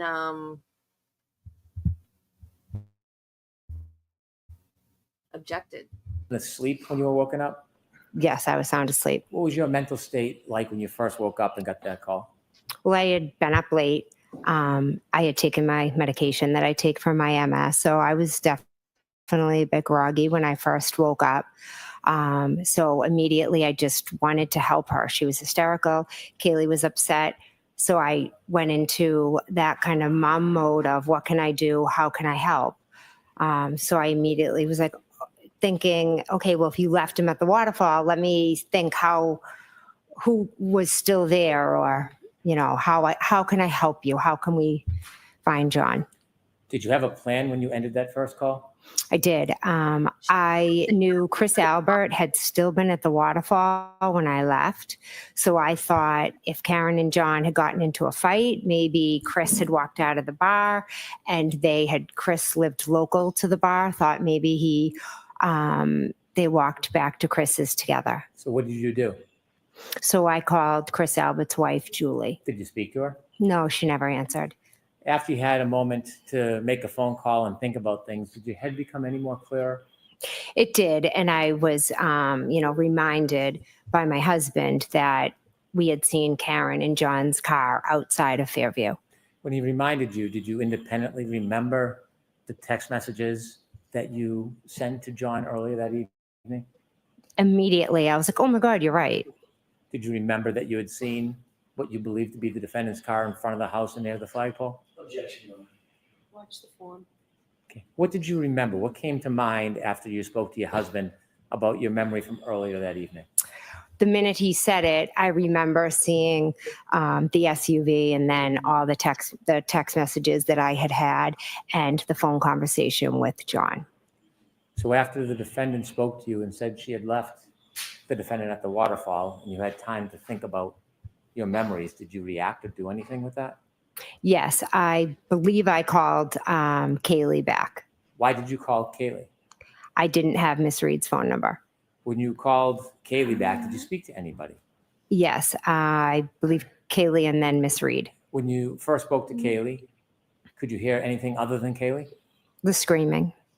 Was it any different, or was it similar to the first time you spoke by phone? Similar to the first time. Regarding the demeanor or intensity, had it changed at all? Not at all. You mentioned the first time that you had that phone call, the defendant was screaming your name. Jen, Yes. Jen. Was she saying your name in the second call, or was it just general screaming? My name. And then when she got on the phone, I had told her, Karen, I saw you guys outside of my sister's house. And then she told me she didn't remember being there. And then she went on to say, she started saying, could I have hit him? Did I hit him? And then she just was just all over the place, like screaming my name, screaming so many different things. She was hard to follow or understand. When she was saying to you, did I hit him? Could have I hit him? Was that before or after you informed her that you had seen her out front of your sister's house? It was after I told her that. She also informed me that she had cracked her taillight. In that conversation, she told you that? In one of the conversations I had with her in my bedroom, yes. When you told her that you had seen her out front, and she had said that she didn't remember that night, was that before or after she was saying, did I hit him? Could have I hit him? Can you repeat the question? So Sorry. she was telling you about that she didn't remember that night. Mhm. Was that before or after you had told her about? Response was she didn't even remember going. Did she ever deny that she came to your sister's house? No. When she told you or said to you, did I hit him or could have I hit him or something like that, did you have any idea what she was talking about? No, I didn't pay attention to it. When she told you that she had cracked her taillight the night before, did that have any significance at that time to you? No. So in telling you these different things, did you ever piece them together at that time? No. What was your primary motivation at that point? I just wanted to help her because she was hysterical. Kaylee was very upset, so I wanted to help her, and I wanted to find John. So after she told you these things about whether she could or did hit her and the light and not remembering, did the conversation end or did it progress? At some point I was then going into like, okay, well, if she brought him there and left him there, where was he? Because he never came in the house and she doesn't know where he is. So now where could he be? So I started thinking there was another gentleman that was supposed to meet us out at the bar who John was friends with. So I thought, okay, well, in my head, I'm thinking maybe they got into a fight. John got out of the car and he connected with this guy because he was at a party on the street. What was that Over. person's name? His name is Tom Beatty. Did you call him? Yes. Did you get a chance to speak to him that night? This is the first I've heard That this. morning? Yes. No. Did you call around anywhere else? I believe I called my sister. I called John. I called Tom Beatty. I called his daughter. You called John O'Keefe's phone? Yes. Did he answer? No. Did it go right to Anybody voicemail? else remember hearing about Tom? I don't remember. Did you text anybody? I honestly don't remember if I Okay. texted. I primarily think I was just trying to call as many people as I could and try to figure out what happened. So you had two conversations at this point with the defendant while you were still home. Yes. Was there any further phone calls that you had before you did something? I'm not sure if I know I went downstairs to make coffee because my plan was to go with my husband. I said, come on, let's just go over to Tom Beatty's. Let's see. Maybe John's there. He passed out on the couch. I'm not sure if Karen called me again or not. It's a little foggy because there was so many calls and everything. And so that morning when you're receiving calls, did something happen? Karen showed up at my house. How did you know Karen showed up at your house? I could hear her screaming out front. And about what time is this? This part I remember. I don't remember the part about Approximately 5:20, 5:30. I can't be Were sure. you worried for John at this point? Not particularly. No. Were you screaming? No. Now, at this point, this moment when you hear her outside of your house yelling early morning hours, Mhm. Did you know a person by the name of Kerry Roberts? I knew of her. I'd met her once. Were you friends with her at that time? No. Had you socialized with her at that time? No. Had you ever seen her before with John? Once. Tell me about that. Years earlier, as I said earlier, I used to take Haley on Friday nights, and Kerry was the one who would take Patrick on Friday night. So we would each have the kids. And to thank us, one day John told us how he got a discount at Reebok and to get our kids' shoe sizes, and he was going to buy us all sneakers, just as a way to say thank you for helping. So we all went to the store together, and then John took Kerry and myself to the hillside for lunch. How many years before this moment was that? Oh gosh. Well, I think that's when my daughter was in kindergarten or first grade, and at this point she was in 8th grade. So 7 years. Had you ever spent any other time with Kerry Roberts before this morning? No. Were you friends at that point? No. How would you consider your relationship with Miss Roberts on that morning when Miss Reed arrived to your home? I had met her once, and that was the extent of it. I wouldn't say I knew her at all beyond that one time I went out with her. I want you to take us back now to when you first hear the defendant in your driveway yelling. When you hear that, do you hear any words or is it general yelling? So I hear yelling. So I was downstairs making coffee. I go to my front door and I open it, and she's screaming, Jen, Jen. She's screaming that 3 times. And then she was saying, we have to go to Fairview. A lot of the, could I have hit him? Did I hit him? She was on repeat. What did you do? My husband came running down the hall and was like, tell her to shut up. She's going to wake up the neighbors. And then I said, I'm just going to go with her. I'm going to go look for John. And then he yelled down saying something like, you can't be driving around in this weather, with a broken taillight. When you saw the defendant at your front door, had the weather changed overnight? Yes. Was it different? Yes. Now the snow had intensified. It was almost like it was dark outside, but it was like whiteout conditions. How dark?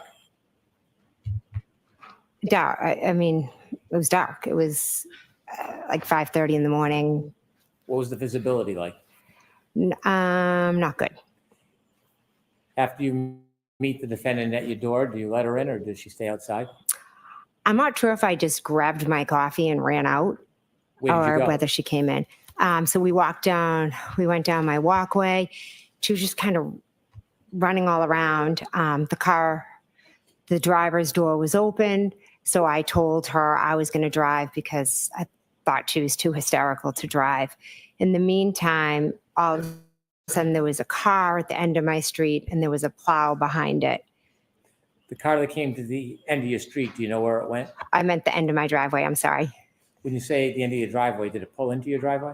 No, it just kind of stopped right at the base of my driveway. How far behind your car was that car? Not far, not too far. Did you know who was in that car? No. Did you learn who was in that car? Yes. Good boy. How did you learn who was in the car? Because I said, "Who is that?" Did you ask the defendant or did you walk I up? asked the defendant, Okay. and she told me it was Kerry Roberts. Did you meet Kerry Roberts face to face in your driveway that morning? Yes, I wouldn't say we met. It was more of the plow was coming, so then she was having to like move down the street, and then either Karen called her or she called Karen, but they were on the phone, Karen's phone over the car, so they started talking. Did you get into the defendant's car? Yes, we did. I got in the car with Miss Reed.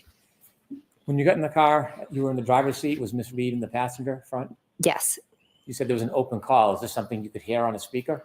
yes, At that point, had you had a chance to go and look at the taillight of that car? no, Did you have any interest in the taillight at that point? no. There was an open call between who? Karen and Kerry Roberts. Can you describe what you heard in that call?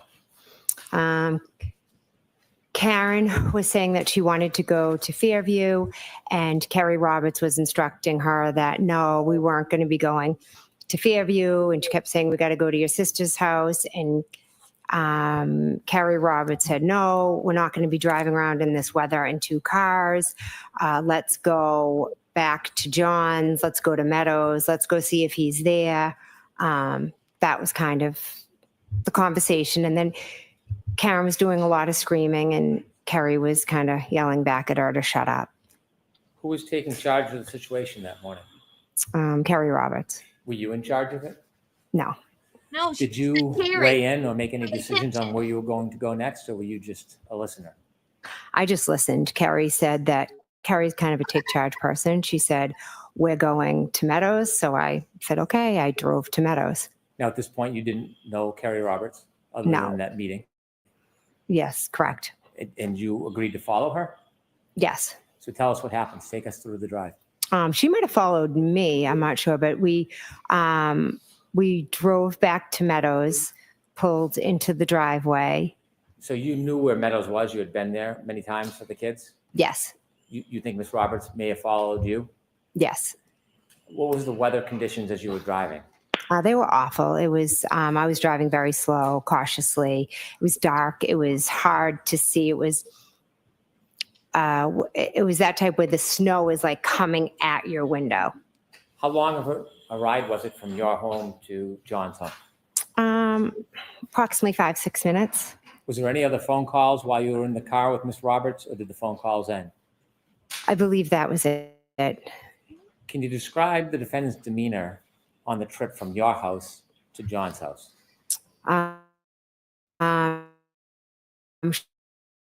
She was just screaming, yelling things. It was almost like everything she said She was yelling about. about going to Fairview, asking, could she have hit him? Did I hit him? How many times did she raise the question, did I hit him? Could have I hit him? A good amount. Did you ever speak to her about that? No. At some point, did you finally get to John's home? Yes, When you got to John's home, who pulled in the driveway first? I did. Where did you pull in respect to the driveway? I just pulled straight in next to the garage. Did you see where Miss Roberts went? I believe she pulled in behind me. After you pulled into Meadows, John's home, and you stopped, what happened next? We go into John's house. You went into John's house, did you all go in the same way? Yes, we went through the garage. And before going into John's home, did you do anything? Before entering into the house, Yes. I took off my shoes. You took off your shoes? Yes, Why did you do that? because you always had to take your shoes off at John's. He didn't want you to track. He would have yelled at me for tracking snow in his house. Did you see if Kerry took her shoes off or not? I believe she did. Did you see whether the defendant took her shoes off or not? She just walked right in How would you remember that? because I thought it was strange. What was your purpose when you went into the house? What was the number one thing? If my you were worried boyfriend is about? missing, that's a We lot. were looking for John. Anything else on your mind when you went into his house? Also, I knew Kaylee was there. Now, at this point, did you have a close relationship with Kaylee? Yes, Do you still? yes. What did you do when you went in the house? Where did you go? I walked through the kitchen and then I kind of peeked into the TV room. I walked through the dining room, and then before I went up the stairs, I kind of peeked into a living room. I went up to the top of the stairs. I peeked into John's room, and then I went into Kaylee's room. Did you ever see John? No, Why did you go to Kaylee's room? because I wanted to go check on Kaylee. Did you have a chance to speak to her? I did, yes. What was her demeanor at that point? She was she was in the bed. She was holding on to her phone. She was terrified. Was she screaming? No, Did you provide her any comfort? yes. I told her that I was going to go out. I told Kaylee that I was going to go out with them and I was going to find John.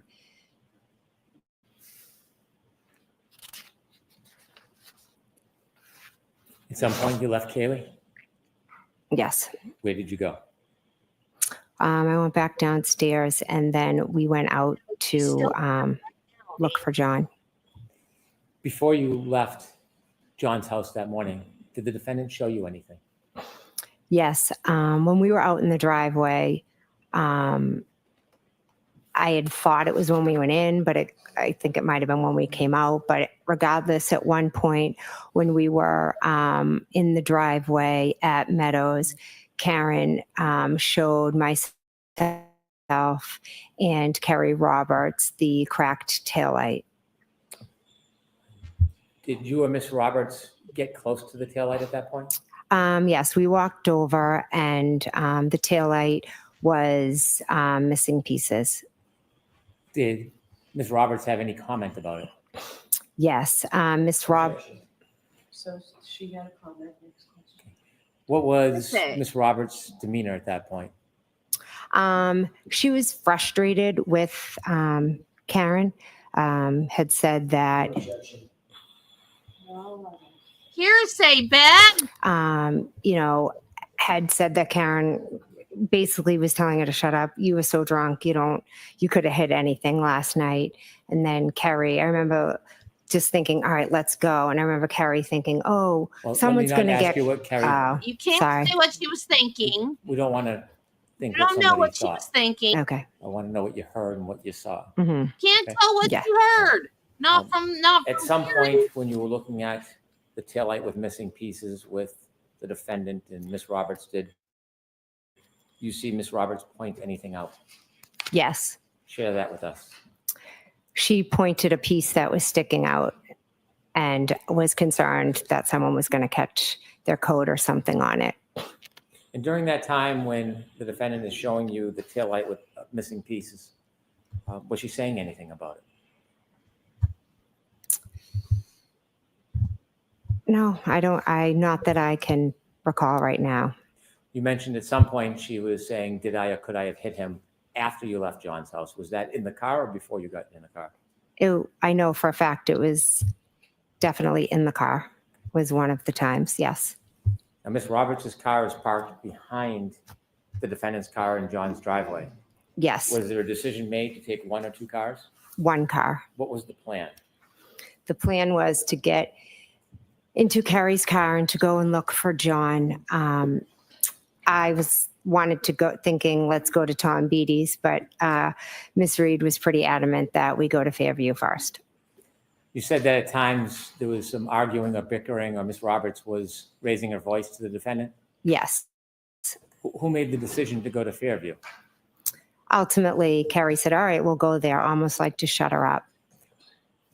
When you got in the car, where was everybody? When you got into Carrie Roberts' Quit car, with where words was in everybody Terry sitting? Roberts' mouth. Carrie was driving. I was in the front and passenger. Karen was in the back, She's so used to it, she can't help herself. in the middle, kind of peeking her head through between us. I want you to take us through the ride from John's house at Meadows until you first get to Fairview. So as you pull out of, or Carrie Roberts pulls out of John's driveway, what is the mood inside that car? I'd say it was starting to get tense because Karen was just continuously screaming. Carrie was focused on, and Karen's behavior in the back of the car was a bit erratic. When you say erratic, can you just give some detail what you mean by that? Yes, she would go from sitting back to leaning up in between us, and she would yell Carrie's name 3 times. Then she would yell my name's three times. And then she would yell, could I hit him? Did I hit him? Over and over again. When she was repeating these questions or phrases that she was yelling, did you respond in any way? I don't believe I did, no. How about Carrie? Carrie was telling her to shut up and to buckle up. Dude, Was quit she buckled? asking our hearsay I don't believe questions. so. You began your drive from Mr. O'Keefe's home at Meadows to Fairview. Is the weather getting better? No, it's getting worse. Is the visibility still difficult? Because It was terrible. the narrative. As That's you began how. that drive to Fairview, was there anything that you were doing on the way? Yes, I was just kind of looking out the window intently to see if I saw anything. What were you looking for? I guess John, which I know it sounds crazy, but I didn't know where the hell he was. Did you have any difficulty seeing from the car the side of the road? Yes. Did you see what direction Ms. Roberts was looking when she was driving? Well, she, it was hard because she needed to focus on driving because the conditions were that bad. Did you have a chance to see the defendant on that drive at all? Yes. Was she looking out the windows with you? No, she was popping back and forth and screaming. Was it constant screaming or did it change at all? She would scream and then kind of sit back and she'd almost be like quiet for a minute. It was like, okay, good. And then she'd start again. In those quiet times, do you know what, if anything, she was doing? I didn't know what she was doing that morning, no. How long did it take to get to Fairview? I don't know. I'm going to assume maybe 10 minutes, like with the weather, maybe 10 minutes. I'm not, give or take approximately. Did with As it. you're approaching 34 Fairview Road, before you get there, is Fairview going to be on your left side, driver's side, or on the right side?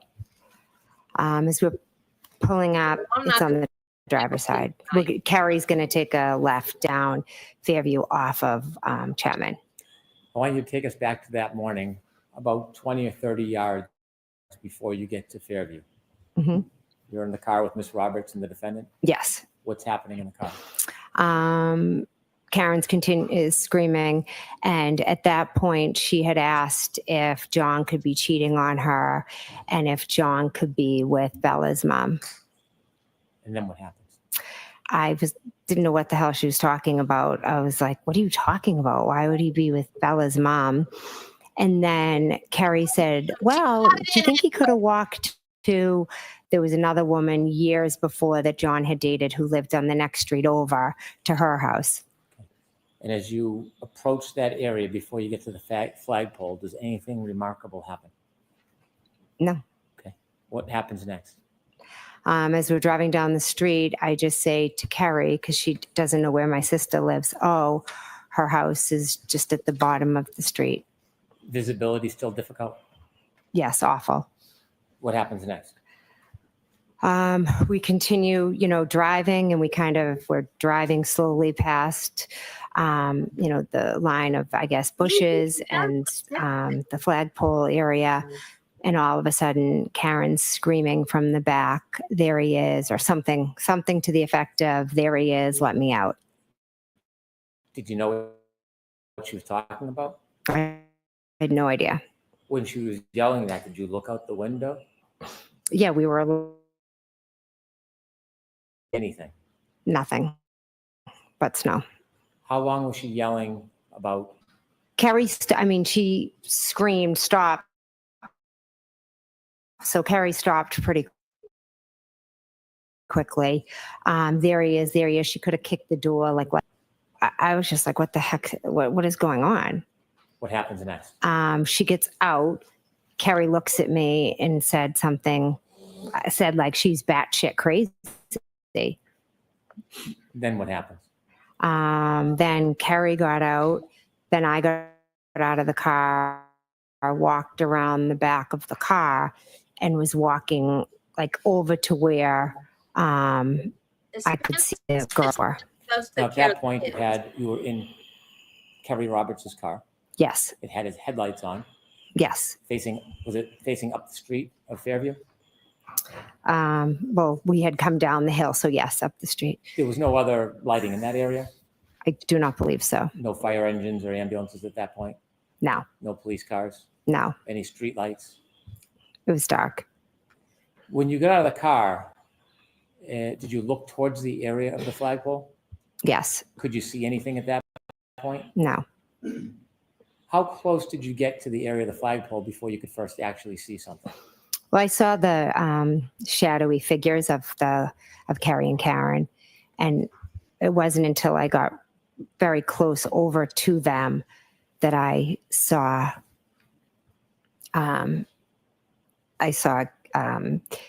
Carrie removing the snow from John's face. Is that the first moment you realized that that was John O'Keefe on the ground? Yes, it was. When you see Kerry removing the snow from John's face, what do you do? I was frozen. I was shocked. I couldn't believe that was him just lying there. Oh, is he gonna try to cry? Tell us No what you way. see. What do I see? She didn't cry last year. I see Carrie just wiping the snow off. Karen had straddled him and had lifted her shirt and his shirt and was laying on him, and Carrie was screaming at her to get off of him. And Trying to give him body warmth. That's what you do. I was Skin. literally just stunned. I mean, there he was.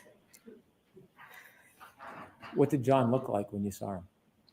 I couldn't see much but his face, because the rest was snow, and Karen was moving over him, but just him, but just like frozen. Her boyfriend's alive.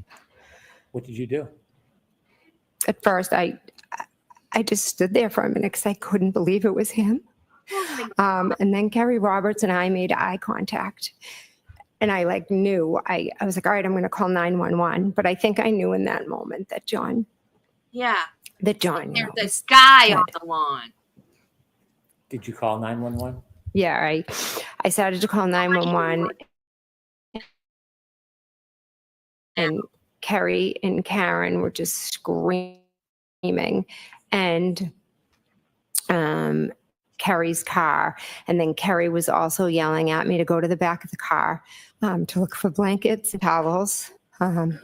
So as I was calling 911, I was at the back of the car looking for the towels and the blankets to bring over to Carrie.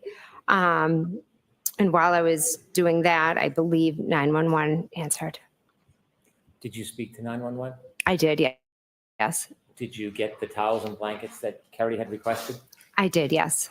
After your phone call with 911 and you had the towels and blankets, tell us what happens next. So after I called 911, I went back over to Kerry, Karen, and John. And at that point, Kerry asked if I would take over compressions.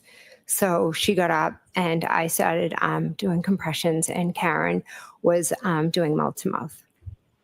When you started doing compressions, were you touching John over his clothes or touching his skin? I don't remember. Did you at that point get a chance to touch John's body and see how it felt temperature-wise? I just remember when I was doing the compressions, I don't really know how to explain it. It just felt very funny.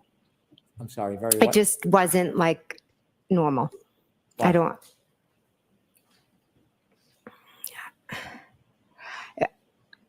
I can't think of how to describe the way it felt when I was trying to press down, but it was like resistance. How long did you try to give compressions and give aid to John for? Until the police came. Mr. Brennan, why don't we end here? Thank you. All right, Ms. McKay, we're gonna need you back tomorrow. You can stay. Okay. Jurors, that's it for today. I have to give you those same cautions. Please do not discuss this case with anyone. Don't do any independent research or investigation into this case. If you happen to see, hear, or read anything about this case, please disregard it and let us know. And again, please be very careful with your social media. All right, we'll see you tomorrow. No, Sure, right this way, please, you know, from the chair. don't be careful with your social media. You need to know what a liar this woman is. Goodbye.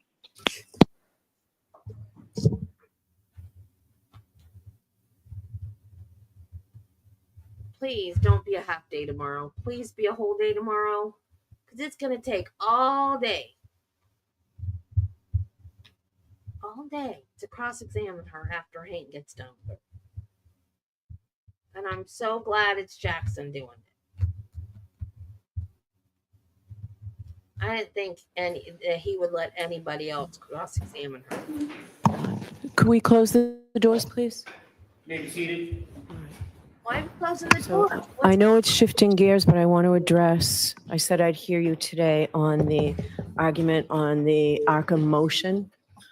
Mr. Brennan, do you need a minute or can you argue that? I'm sorry, Your Honor, I was looking at my notebook. What issue would you like to address? Your motion yesterday. We had the motion and I told you that I would hear you on argument, and it's very brief. 10 minutes, please.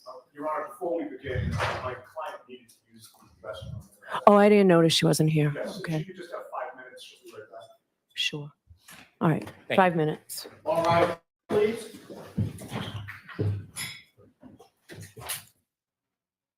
Jeez, man.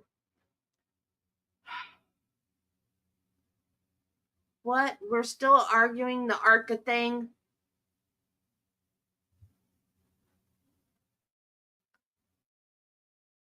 Hank, just deal with it. Jeez. You're coming out strong, dude. You were coming out strong. Right now, I don't know why you're sweating the ARCA. The ARCAs. The ARCs. Don't know why you're sweating the ARCs. Because you're coming out strong right now. You got me scared, and I'm not even the one that might go to prison.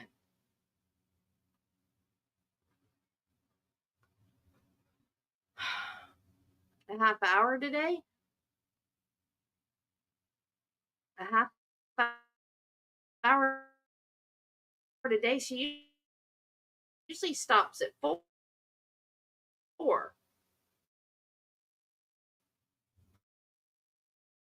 And she just said she's only going to give them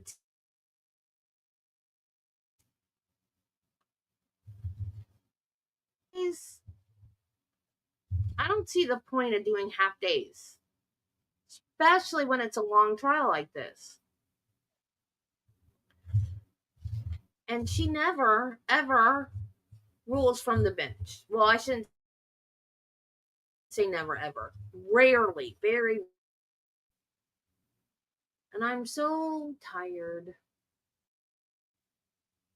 of the way she does her objections, but I know complaining about it ain't gonna change anything. But it frustrates me.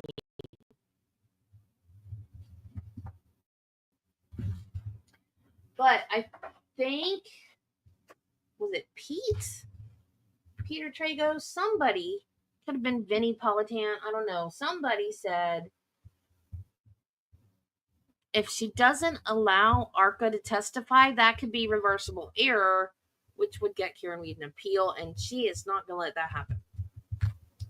Or a new trial or something. So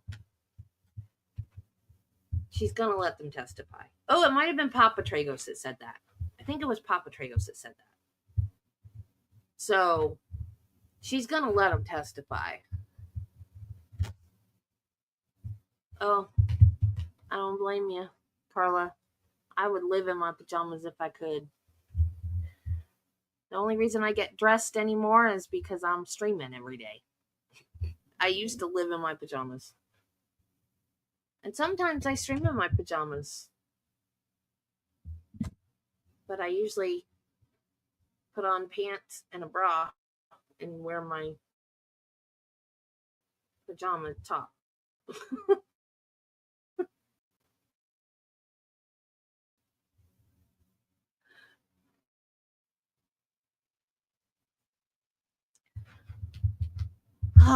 I am doing something I've never done before. I am taking my diamond painting apart because of this weird glue off of it and starting over. I've never done this before and I don't know if it's going to work. But the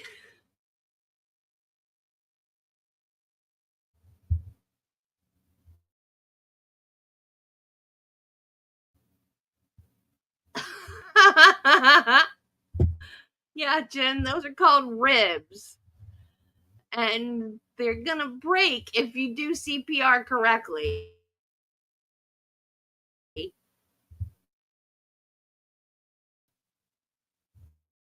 Because they're there to protect the heart that you need to push down the heart.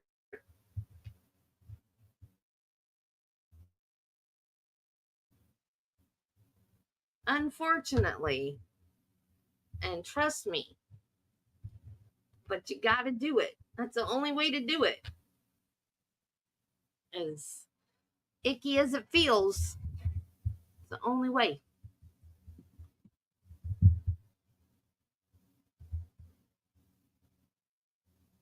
Okay, StreamYard, I'm gonna have to turn my camera off again because it won't. There it goes. I quit taking notes because I got so mad. And then I was gonna diamond paint, and I was like, nope, I'm gonna destroy this diamond painting. That's what I'm gonna do. I'm carefully destroying it.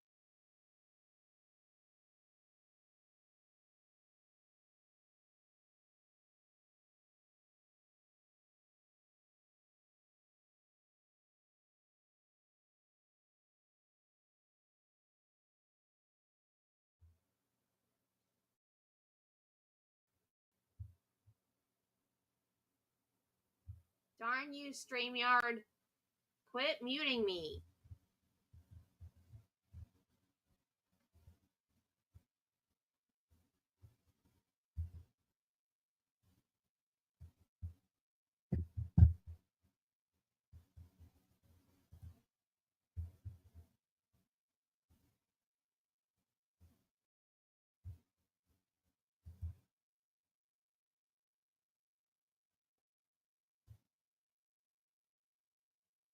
I would show it up and show it up. Can't even talk now. I would hold it up and show you, but if I do that, the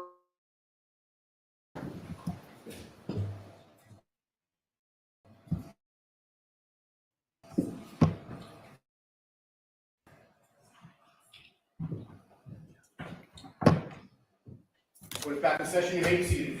With pieces of glue. All right, Mr. Brennan, I'll hear The you. honeycomb. Of yesterday's hearing with the ARCA witnesses, the Commonwealth is going to ask the court to preclude the ARCA witnesses from testifying about their original. To be brief, what we learned or confirmed is that we do not have ARCA witnesses to provide your honor with all of their information, phone records, text messages, communications about this case.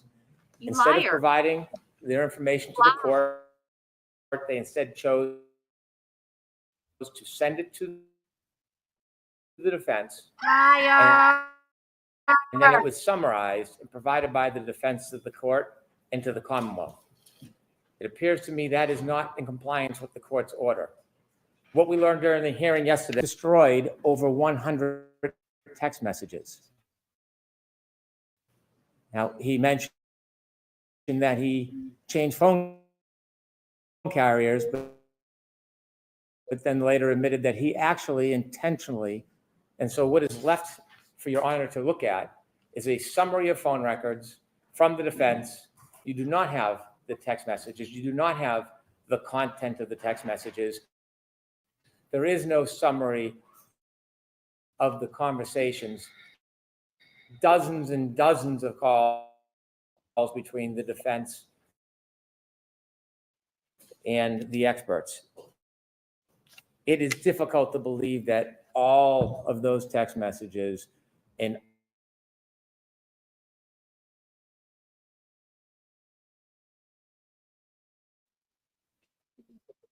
involved in simply logistics. But to get back to Dr. Wolf, he did not disclose to the court that he was he used it before. Dr. Rentschler said would not use Signal, never use Signal. But Signal, as we know, is an application that does not create a record of communications. Dr. Wolf maintained on his direct that everything he did was logistics, even when we showed him the direct examinations with comments that asked for input from the defense to questions in a way that would be advantageous to the defense and to thwart the Commonwealth. Dr. Wolf actually still continued to testify that that was simply procedure and logistics, never admitting the fact that there was, in fact, conversations or information exchange about bettering the presentation for the. It was quite difficult getting a straight answer. Dr. Rentschler told us more. And what we unfortunately learned is that You during liar. the trial, when this court had a sequestration order, information was being passed to the experts about witness testimony, in this case, unknown to the Commonwealth, unknown to the court, I hate information, particular information, not general information. I have no idea who is deciding or identifying the issues and who would the advantages given.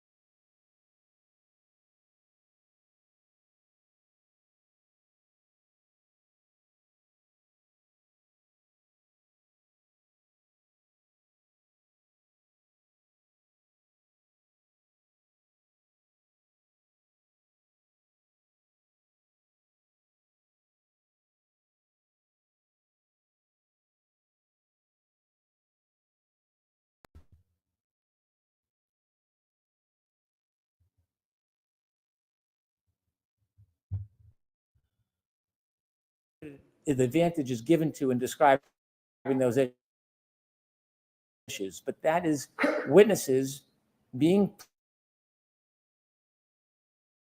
prepped through an intermediary. So we know the Department of Justice at least is, and then they testify unbeknownst to the Commonwealth that they have this information, but obviously is reflected in the testimony. In addition, I've provided some clips to Your Honor for review. Yes, do you want me to mark these as an exhibit? I do. Okay, so this was an exhibit from yesterday.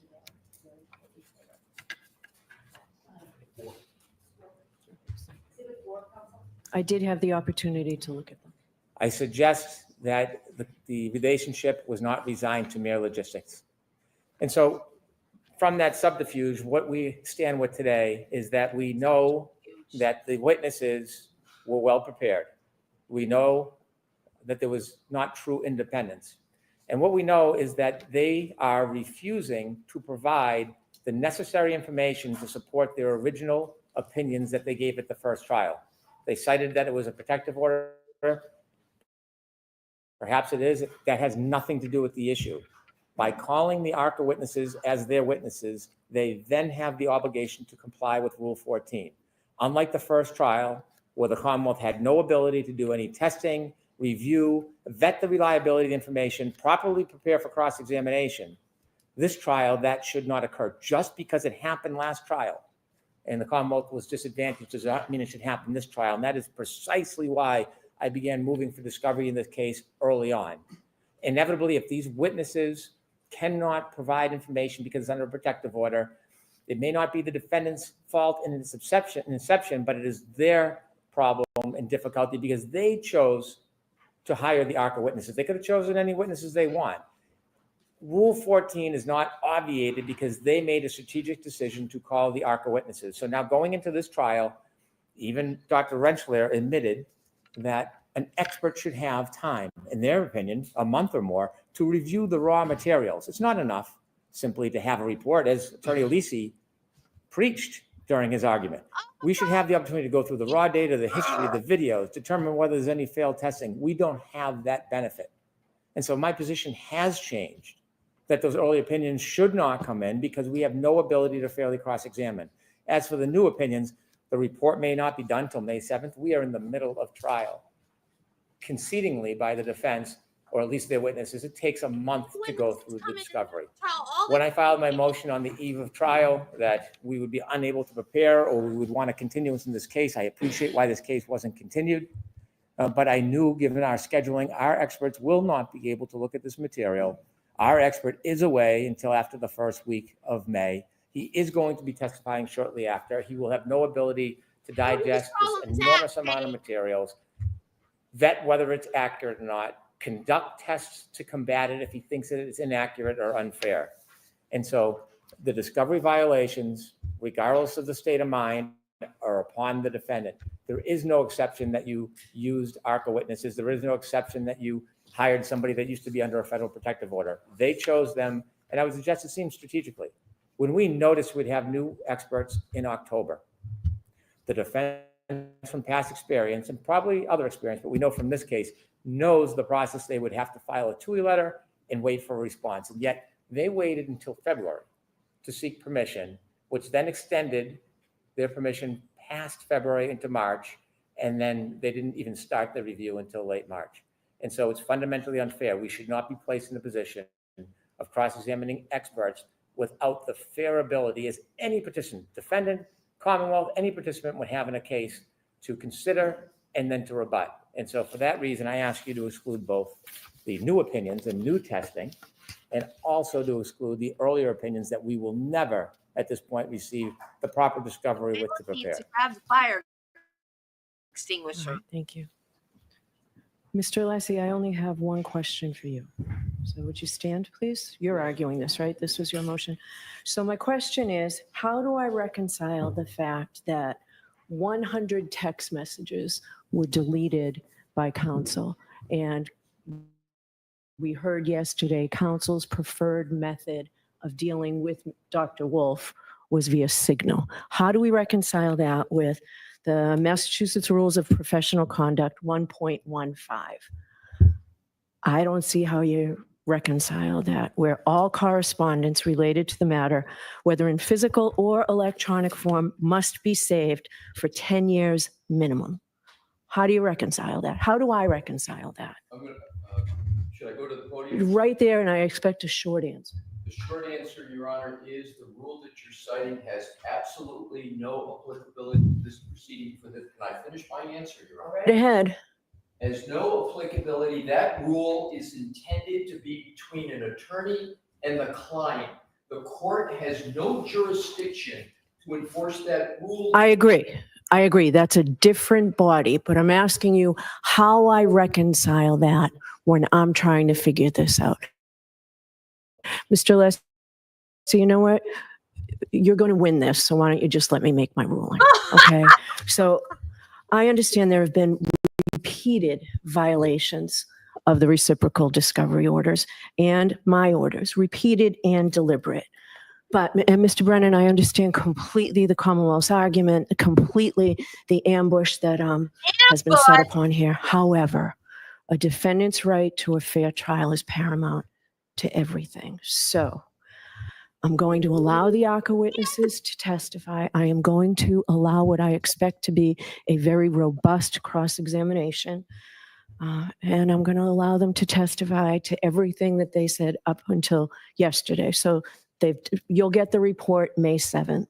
And I know that's late. And if you need anything as a result of that being late, I'll hear you on whatever motion you have. But that's where we stand. And I expect counsel to comply with all rulings and rules of the court and all rules of professional conduct, and no more nonsense. Let's just try this case. All right, that's it. I'll see you tomorrow. All rise in the court, please. Bev, you're such a bitch. Nothing was done nefariously. It just ended up that way. Because it did. I'm going to use Trooper Paul's words. It just did. Because of the way they came into the case. Nothing was done nefariously on purpose. Jackson needs to rethink his use of signal, however. But other than that, it happened just because it happened.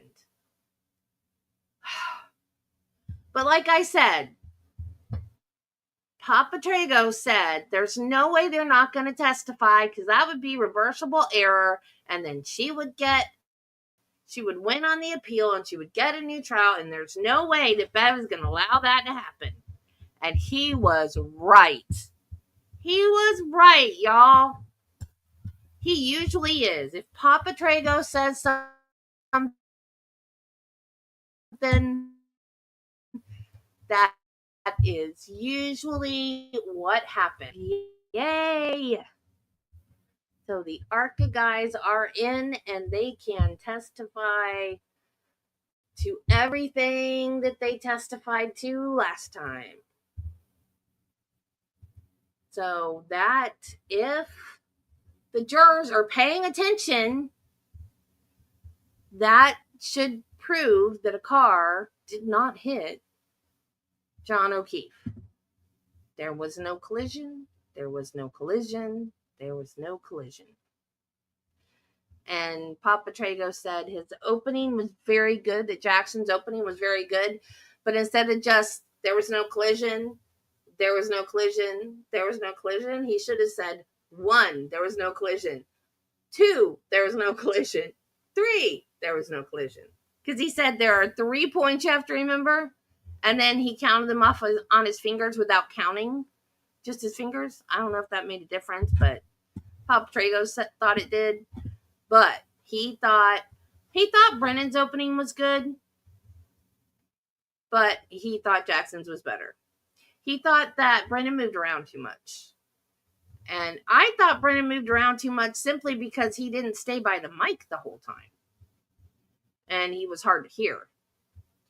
And I guess somebody told him that because he's gotten louder, even though, I mean, he's at the podium, but he's still gotten louder. I mean, and to the point of yelling now, but I think part of the yelling is he's getting mad. But he's doing a good job. He's doing way way better than Lally did. It didn't surprise me because I knew she was gonna rule, because everybody has said Papa Tragos, he is Lawyer You Know's dad. So he's Peter Tragos's dad. And Peter he has his regular, every day he does a live about Peter Tragos, Lawyer You Know. He has a live every day on whatever's current. Right now he's doing recaps of the Karen Reed case. And then he has a podcast. Judy, is his podcast just once a week? I think it's just once a week. And right now he's pretty much focusing the podcast on this trial. So the podcast this week, I think they come out on Monday mornings, but they recorded over the weekend.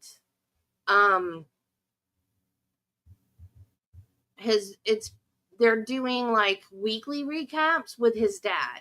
His dad, good Lord, that man has done so much. I can't even remember everything. Like, he's worked for the Attorney General's office. He's been a criminal defense attorney. I think he still is a criminal defense attorney. Like, I don't know what all the man's done. He's done all kinds of stuff.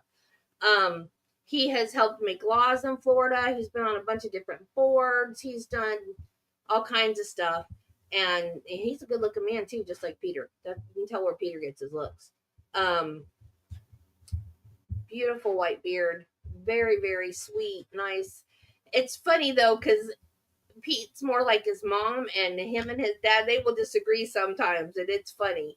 But yeah, so he's been prosecutor, defense. He's done everything. He's made laws. He's helped make laws. He's been on boards. He's helped with students, trained students, done like mock trials with students. He's done everything. So he knows stuff. I'll just put it that way. And so when he says something, I tend to believe him. And so I was pretty sure that she was going to rule in defense's favor, because he said that's reversible error if she doesn't allow it. And so if he says something like that, it wasn't like just, in my opinion, she's going to allow it. It was, that would be reversible error. So that, dang, I keep forgetting to watch Runkle. I have got to watch his streams, because who was it? Was it Rob? I think it was Rob that said he's got some really, really good one-liners about this trial. So I need to watch Runkle's recaps. I've been watching Peter's every night. Peter's more serious, but very, very good analysis of everything. Alita Legal Bites is doing recaps too. I've not watched any of hers yet. There's not enough time in the day. I do this, and then I want to watch Biggin and eat dinner and pet my cat that is yelling at me to pet her, like I don't ever pay attention to her.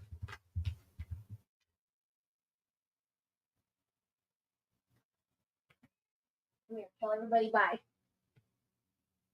Say bye, everybody. Say bye. Don't be mean. Just be nice and say bye.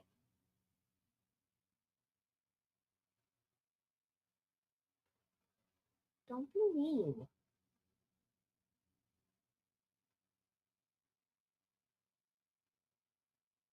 Why do you want to be so mean? Everybody loves you. And they give us money for treats. We need to be nicer to them.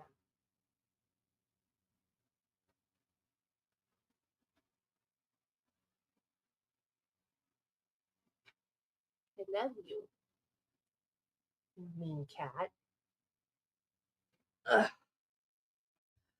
Okay, guys, I will see you in the morning. Have a good evening. I'm gonna finish destroying my Phoenix diamond dot painting without getting diamond dots all over the house. Like, that's feasible.